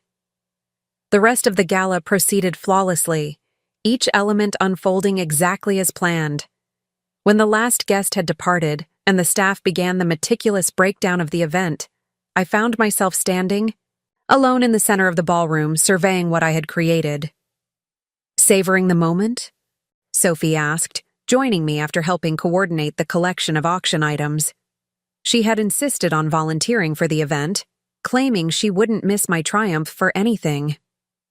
"Just thinking about how much can change in a few months," I replied, slipping off my heels with a sigh of relief. "Did you hear about James?" "Noah texted me," she confirmed. "Couldn't have happened to a nicer guy." I gave her a look that was half reproach, half amusement. "It's not a happy ending for anyone, Sophie. Whatever he did, it was serious enough to end his career at the firm." "Maybe," she conceded, "but I'd call tonight a pretty happy ending for you." She gestured around the room. Sold-out gala, major new clients, standing ovation from the city's elite. Not bad for a woman whose husband humiliated her at their anniversary party just a few months ago. Put like that, it did seem like a spectacular reversal of fortune. But I knew the reality was more complex than this simple narrative of triumph over adversity. The pain of James's betrayal hadn't magically disappeared. The trust issues it had created would likely affect my future relationships for years to come. The questions about what had really been happening during our marriage, not just the infidelity, but the financial deceptions as well, might never be fully answered. Yet despite these lingering wounds, I had discovered something valuable. In the aftermath of devastation, my own resilience, my own capacity for reinvention, my own ability to thrive independently. "Earth to Emma," Sophie said, waving a hand in front of my face. "You went somewhere else for a minute there." I smiled apologetically. "Just processing. It's been an eventful night." "And it's not over yet," she said, a mischievous glint in her eye. "Daniel is waiting to take us to the after-party at Riverview. He's reserved the rooftop lounge for your team and select VIPs, very exclusive, very chic." "I don't know, Sophie. I'm exhausted." "Exactly why you need champagne and dancing," she insisted. "This is your night, Emma. You've earned the celebration."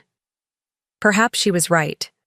After months of relentless work, building my business while simultaneously dismantling my marriage, I deserved an evening of uncomplicated joy. I agreed to join the after-party, changing from my formal gown into the sleek cocktail dress Sophie had presciently brought along for this purpose.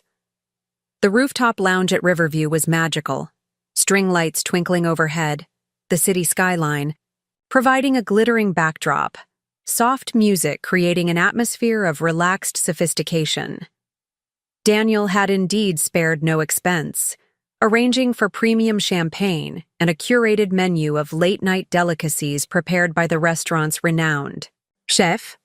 To the unqualified success of Parker Events and Experiences, he toasted when I arrived, raising a glass that was quickly echoed by my team members and the select clients who had joined the celebration.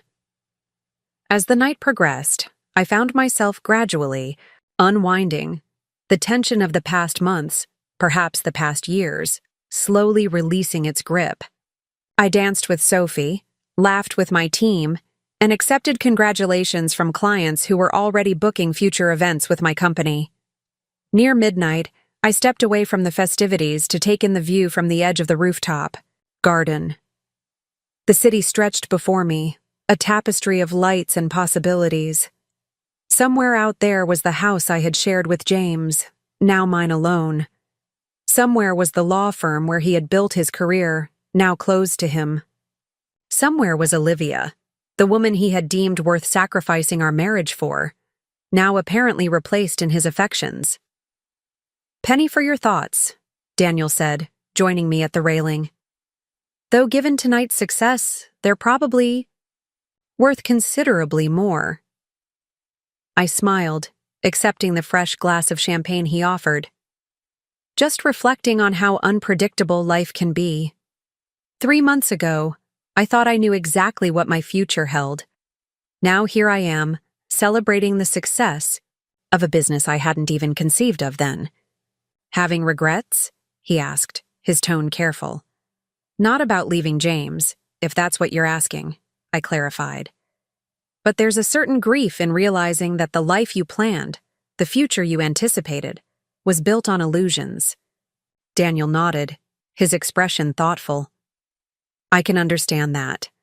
My divorce wasn't nearly as dramatic as yours, but I remember that sense of disorientation. Like the map you'd been following suddenly revealed itself to be for an entirely different territory." This was the first time Daniel had mentioned his own divorce, though I had known he was single. In the whirlwind of launching my business and finalizing my divorce, there had been little time for personal conversations that weren't directly related to work. "How long ago?" I asked, curious about this glimpse into his past. 5 years, he replied. "Long enough that the sharp edges have worn smooth. We wanted different things, ultimately. She saw my restaurant ambitions as a hobby, not a career. When the third one succeeded beyond anyone's expectations, she suddenly wanted back in."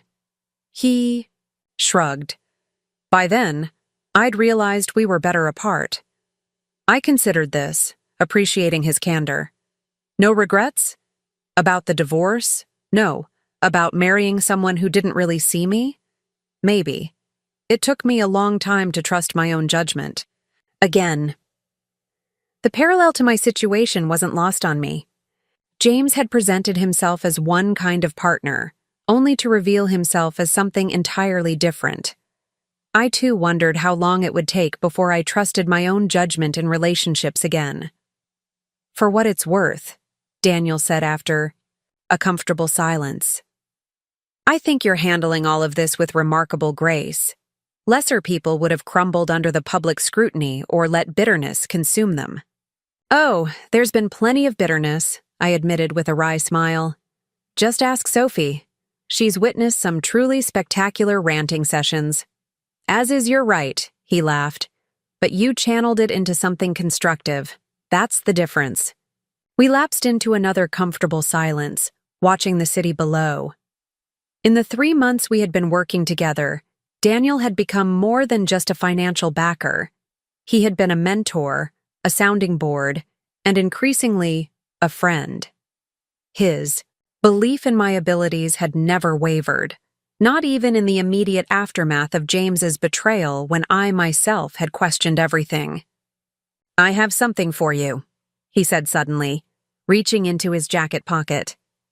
"A small token to commemorate tonight's success." He handed me a small box, elegantly wrapped. I raised an eyebrow. "You didn't need to get me anything, Daniel." "I know," he replied simply. "Open it." Inside was a delicate silver key on a slender chain, a beautiful piece of jewelry, but clearly symbolic rather than merely decorative. "It's lovely," I said, lifting it from the box. "But what does it open?" "Nothing literal," he explained. "It's tradition in my family. When someone starts a new chapter in their life, a new business, a new home, a true fresh start, they receive a key to represent the doors they're opening. My grandfather gave one to my father when he opened his first restaurant. My father gave one to me when I opened mine." I was touched by the sentiment, by the inclusion in what was clearly a meaningful family tradition. "Thank you," I said softly. "That's incredibly thoughtful." "May I?" he asked, taking the necklace and moving to fasten it around my neck when I nodded. As his fingers brushed my skin, I felt a flutter of awareness that had nothing to do with business partnership. In the months we had worked together, I had deliberately maintained professional boundaries, too focused on establishing my company and finalizing my divorce to consider any other kind of relationship. But now, with the divorce finalized and the business thriving, I found myself noticing things I had previously pushed aside. The warmth of his smile, the steadiness of his support, the easy comfort of his company. "There," he said, stepping back to admire the key now resting just below my collarbone. "Perfect." Before I could respond, Sophie's voice called out from the bar area. "Emma! Get over here! They're bringing out the cake!" The moment, whatever it might have become, was broken. But as Daniel and I rejoined the party, I was acutely conscious of his presence beside me, of possibilities I hadn't allowed myself to consider until now. The cake, it turned out, was an elaborate creation designed to look like the logo of Parker Events and Experiences, complete with edible gold detailing and tiny sugar flowers. My team gathered around, phones out to capture the moment as I made the ceremonial first cut. "Speech!" Jessica called out, her enthusiasm echoed by the others.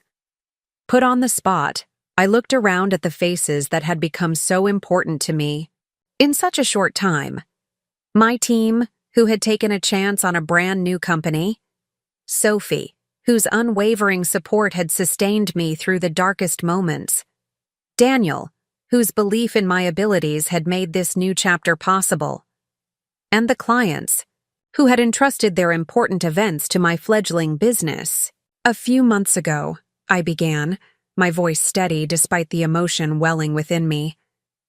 "I stood in a different ballroom, experiencing what felt like the end of my world. Everything I had built, everything I thought I knew about my life, was suddenly revealed to be an illusion." The room quieted, everyone aware of the story but hearing my perspective for the first time. In that moment, I had a choice. I could crumble under the humiliation, or I could use it as a catalyst to create something new. Thanks to all of you, your support, your trust, your belief in me, I was able to choose the latter. I raised my glass, looking each person in the eye. To new beginnings, to doors closing and others opening, to the beautiful truth that sometimes, when we lose what we thought we wanted, we find what we truly need. The toast was met with enthusiastic agreement, glasses clinking as conversations resumed. As I circulated through the small gathering, accepting congratulations and discussing future plans, I felt a sense of completion, of a circle closing. The journey from that devastating anniversary party to this moment of celebration had been relatively brief in chronological terms, but immeasurable in personal growth. Near the end of the evening, as guests began to depart and the energy started to wane, My phone buzzed with an incoming call. The number wasn't saved in my contacts, but I recognized it immediately. James. I hesitated, my finger hovering over the screen. What could he possibly have to say that would matter now? What explanation or justification could change the reality of what had happened? After a moment's deliberation, I declined the call. Whatever James wanted, closure, forgiveness, another chance, would have to wait for another time, if ever. Tonight was about celebrating how far I had come, not revisiting the betrayal that had set this journey in motion. Almost immediately, a text message appeared. Emma, I know I'm the last person you want to hear from, but I need to explain. What? I did, not just at the party but after, was unforgivable. The truth is finally catching up with me, as you've probably heard. I just wanted you to know I'm sorry. For everything. You deserved better. I stared at the message, feeling strangely unmoved. A few months ago, these words might have mattered. Now they seemed hollow, too little too late. I didn't respond, simply putting the phone away and rejoining the celebration. Everything okay? Daniel asked, noticing my momentary distraction. Yes, I said, and meant it. Everything is exactly as it should be. As the party wound down and the last guests departed, I found myself reluctant to leave, to end this perfect evening. Sophie had already gone, whisked away by a rideshare after extracting a promise that we would have brunch the following day to dissect every minute of the gala's success. My team had dispersed as well, tired but exhilarated by what we had accomplished, together. Only Daniel remained, overseeing the closing of the tab and thanking the staff for their excellent service. When everything was settled, he joined me at the edge of the rooftop garden where I had been watching the city lights slowly dim as dawn approached. "Shall I call you a car?" he asked. I shook my head. "Not just yet. I'm not quite ready to leave." He nodded, understanding without explanation my reluctance to end this magical night. "In that case, would you care to dance? One last celebration before reality intrudes." The rooftop was now empty save for us, the music still playing softly in the background. I hesitated only briefly before accepting his outstretched hand. As we moved slowly to the gentle melody, I felt the rightness of this moment. Not a desperate rebound or a business relationship crossing inappropriate lines, but two people who had come to genuinely respect and care for each other, acknowledging the possibility of something more.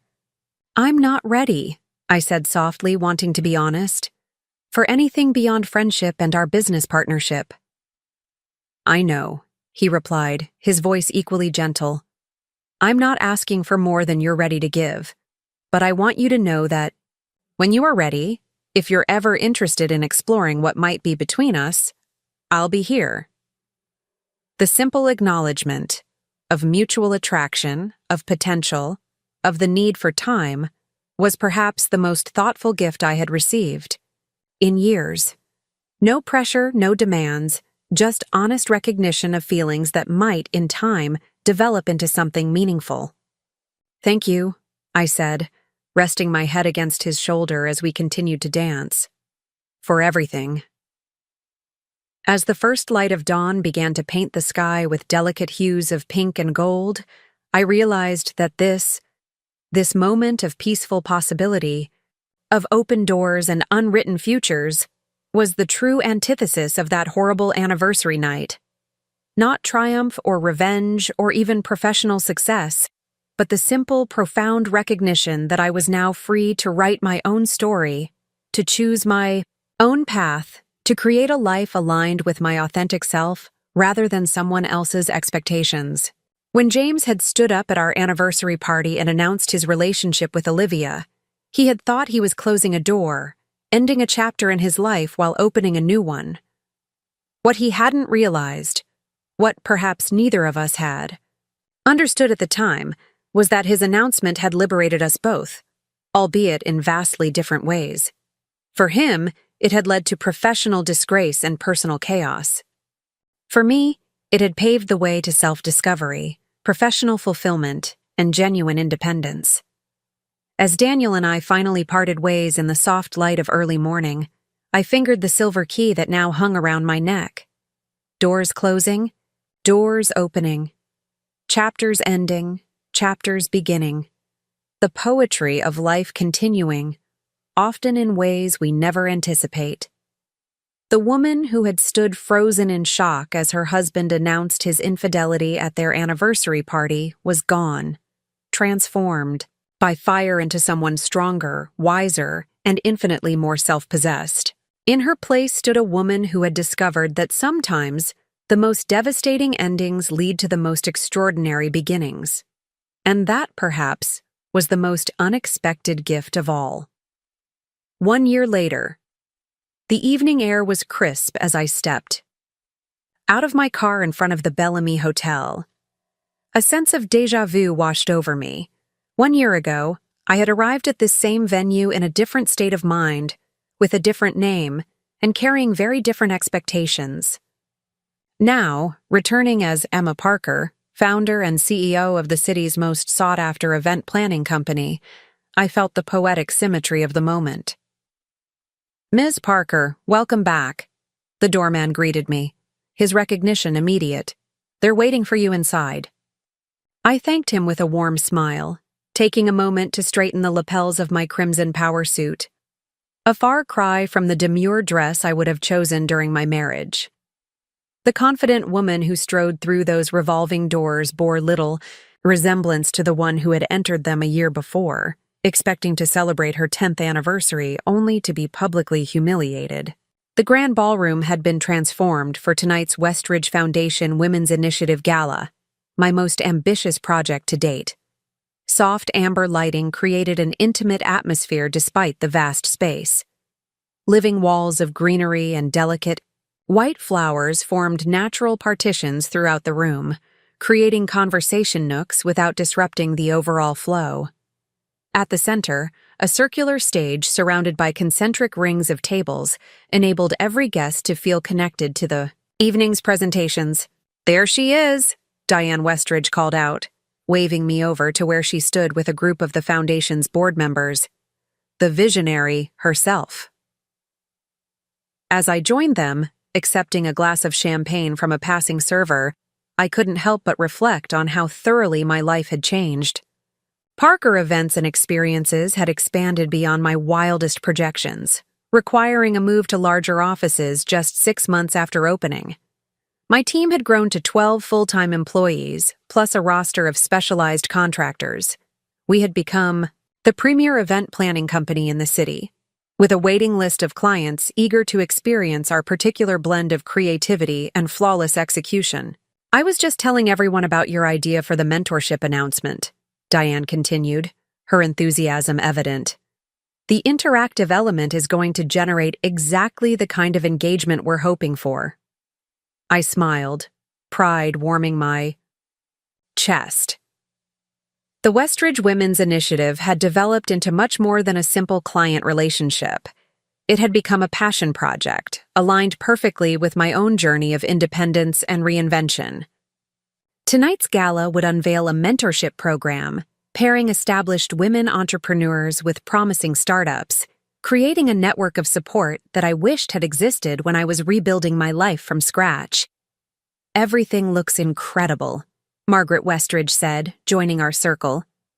"You've managed to capture exactly the essence we discussed, empowering without being heavy-handed, elegant yet accessible." "That's Emma's specialty," Daniel remarked, appearing at my side with an appreciative glance around the room. "Finding the perfect balance." Our eyes met briefly, an undercurrent of understanding passing between us. In the year since my divorce had been finalized, our relationship had evolved cautiously, deliberately. The business partnership remained primary, but we had gradually allowed ourselves to explore the personal connection that had been evident from the beginning. Weekend brunches had led to evening dinners. Professional respect had deepened into genuine affection. And 3 months ago, I had finally felt ready to acknowledge what had been building between us. "Balance is overrated," I replied with a playful smile.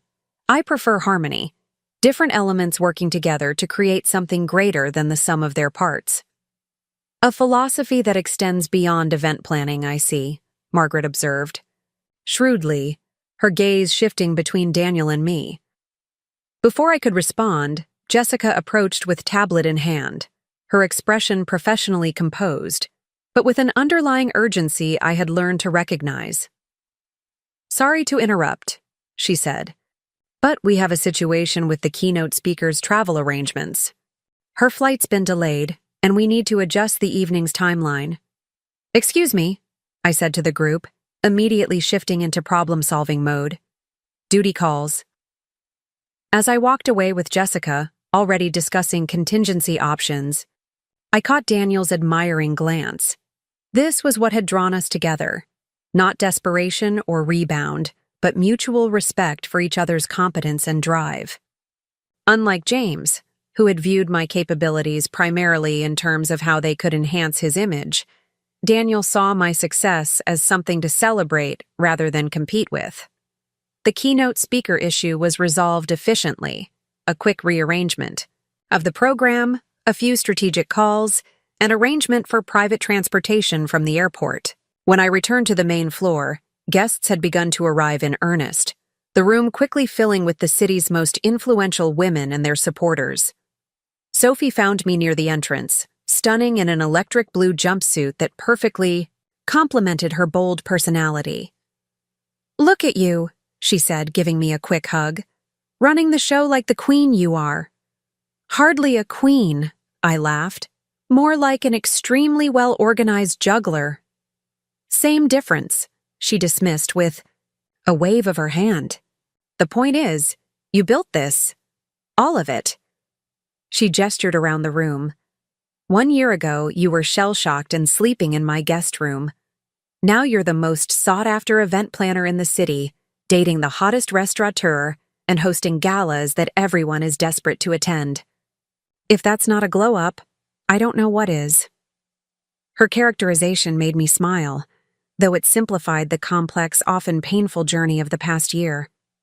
Sophie had witnessed the tears, the moments of doubt, the late-night anxiety attacks, when the weight of starting over had felt overwhelming.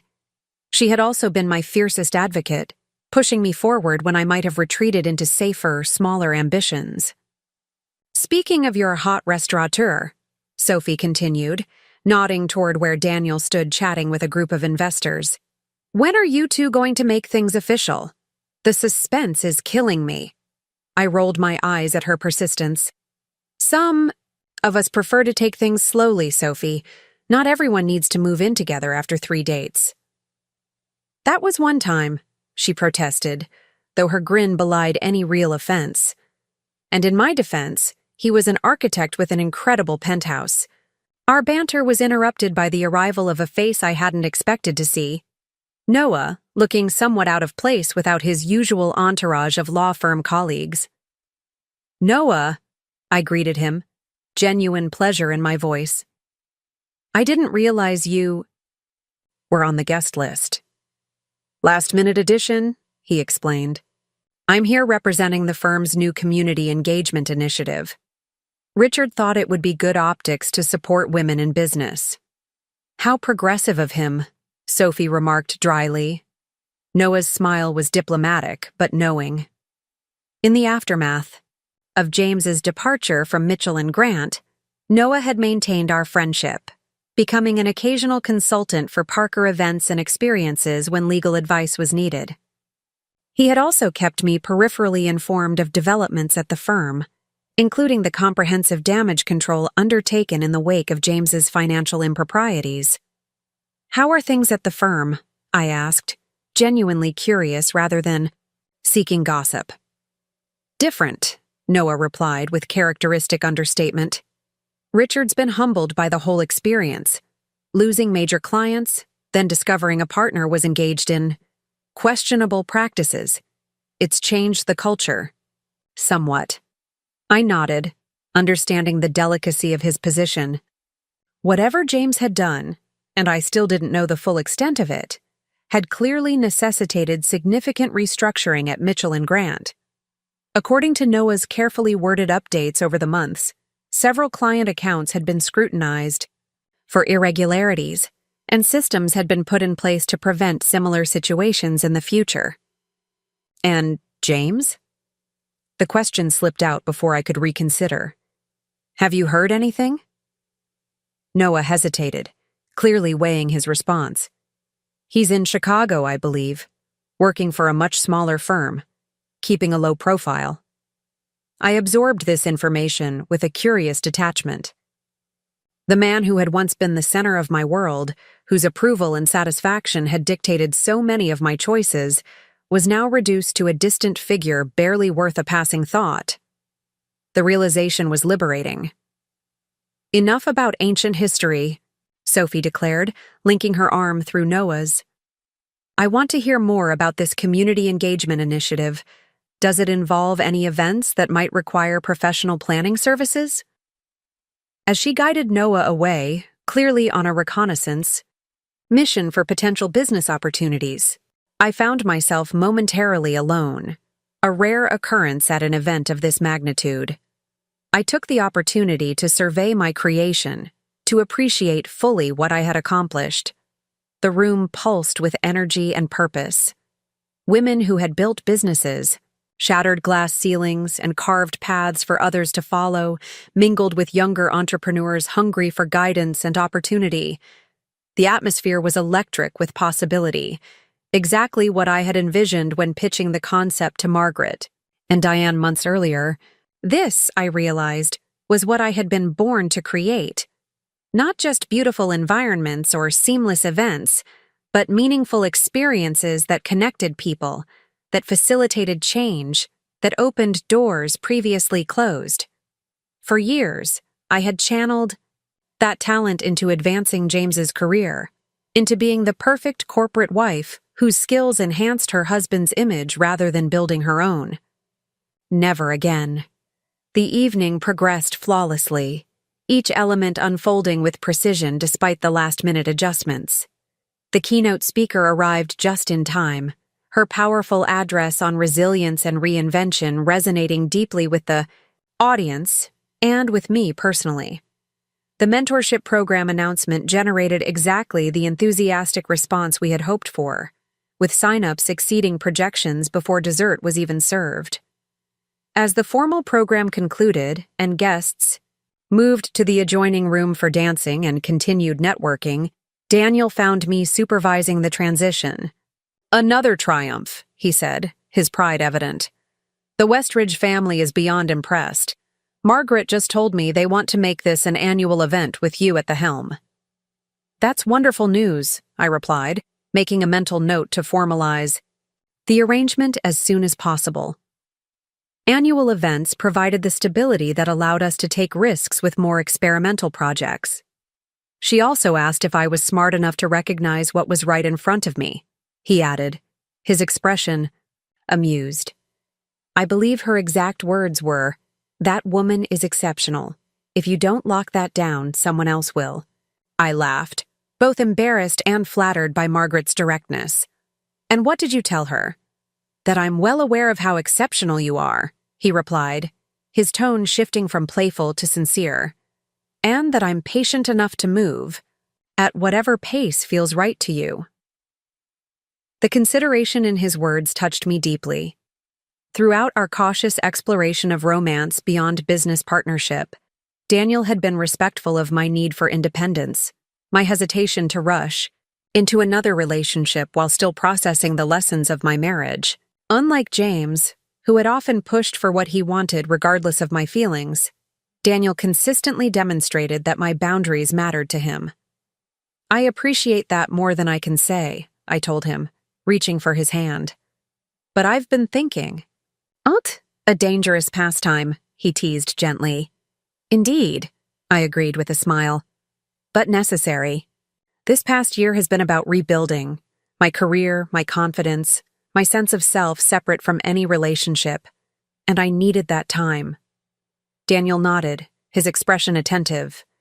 "You've done it brilliantly." "Thank you, but I've realized something recently." I took a deep breath, suddenly nervous despite our established comfort with each other. I don't want to keep using the past as a reason to hold back from the future. What happened with James was painful, yes, but it doesn't define what's possible with you. His eyes warmed, but he remained silent, allowing me to continue at my own pace. I've been keeping one foot on the brake, I admitted. Telling myself it's prudence, but really, it's been fear. Fear that I might be fooled again, that I might lose myself in someone else's story rather than writing my own. And now? He asked quietly. Now, I recognize that what we have is fundamentally different. You've never asked me to diminish myself, to enhance your light. You've never treated my success as threatening to your own.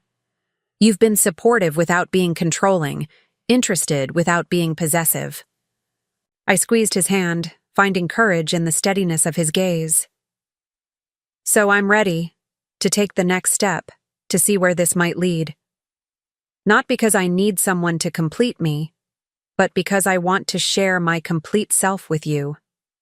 For a moment, Daniel was silent, the intensity of his expression making my heart race. Then, with characteristic thoughtfulness, he asked, "Are you sure?" "There's no rush, Emma. I'm not going anywhere."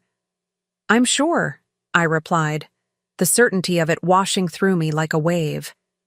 I've spent a year rebuilding my life exactly as I want it, and this, is part of what I want.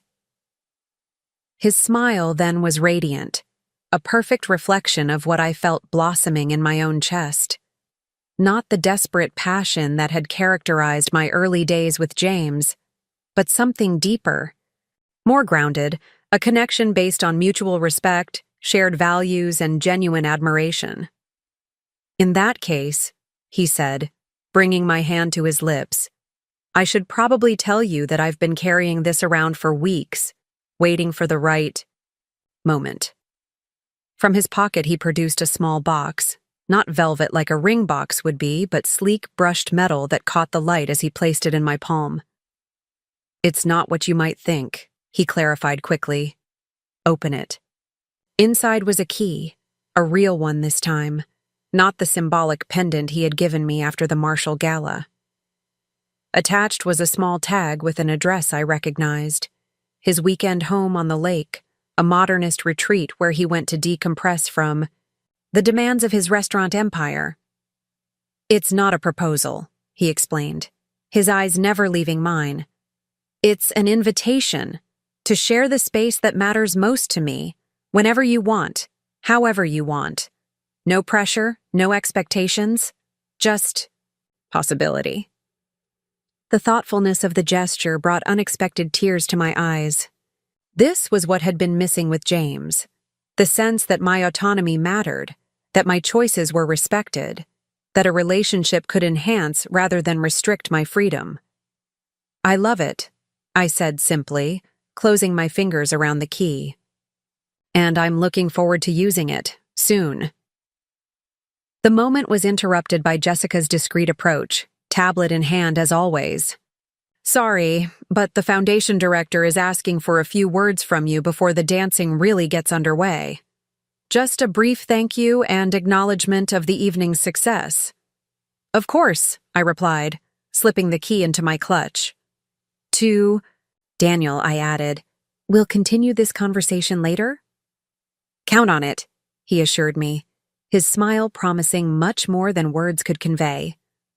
As I made my way to the small stage where Diane was waiting to introduce me, I felt an overwhelming sense of rightness, not just about Daniel and our evolving relationship, but about the entirety of my life's new direction. The painful catalyst that had set everything in motion, James's public betrayal, had faded into proper perspective, a necessary ending that had cleared the path for a far more authentic beginning. Standing before the gathered crowd, I took a moment to absorb the scene. These were my peers now, not as someone's wife or someone's employee, but as a businesswoman and creative force in my own right. The realization settled over me like a mantle, comfortable and empowering. Thank you all for being part of this extraordinary evening, I began, my voice strong and clear. When the Westridge Foundation approached me about creating this event, they spoke of building bridges between established success and emerging potential, between different industries and perspectives, between where we've been and where we're... Boing! I paused, scanning the attentive faces before me. That concept resonated deeply with me, because I believe the most powerful transformations happen when we connect our past experiences, even the painful ones, with our future possibilities. When we recognize that endings, however difficult, create space for new beginnings. My gaze found Daniel in the crowd, his supportive presence anchoring me as I continued. A year ago, I experienced what felt like an ending. Today, I can see it for what it truly was. The first step on a journey that has led to this moment, to this room full of remarkable women supporting one another, to a life more aligned with my authentic self than I ever imagined possible. I raised my glass, inviting the assembly to join me. So tonight, I toast not just to the Westridge Women's Initiative, but to all of you who have faced endings and chosen to transform them into beginnings.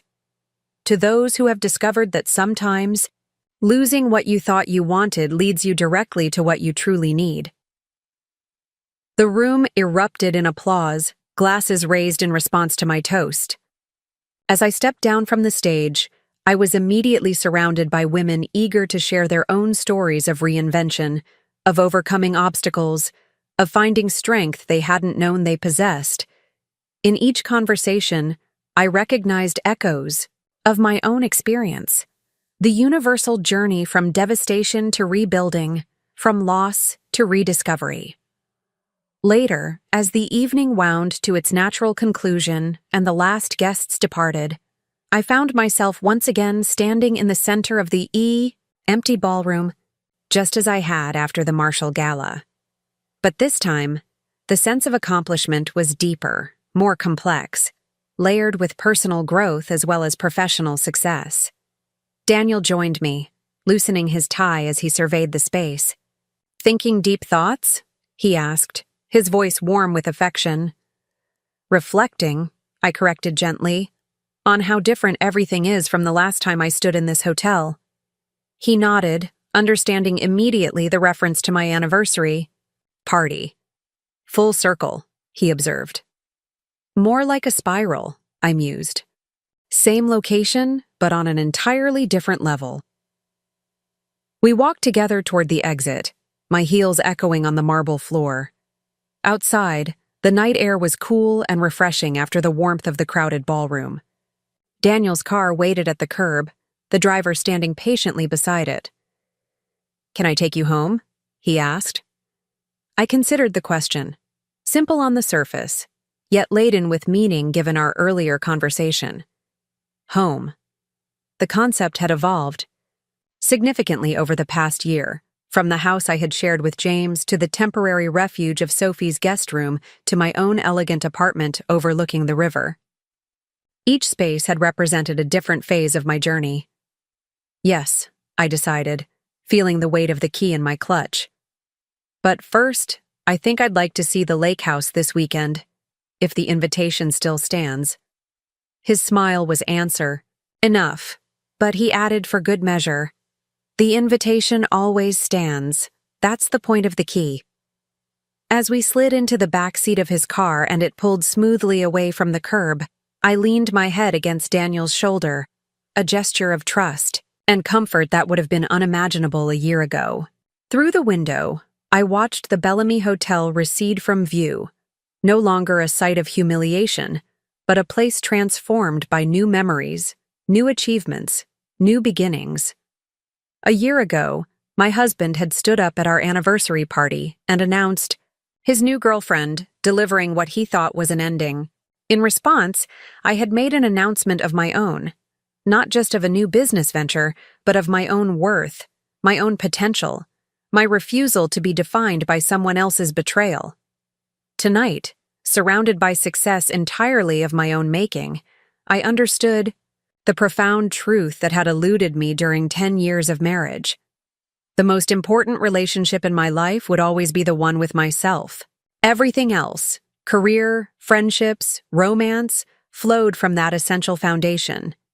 As the city lights blurred past the window and Daniel's hand found mine in the darkness of the car, I felt not the desperate gratitude of a woman saved from abandonment, but the quiet confidence of a woman who had saved herself, who had discovered, in the aftermath of public humiliation, the private strength that had been there all along. Sometimes, the most devastating announcements lead to the most liberating responses. Sometimes, what feels like the end is merely the beginning of everything you were meant to become. Up next, you've got 2 more standout stories right on your screen. If this one hit the mark, you won't want to pass these up. Just click and check them out.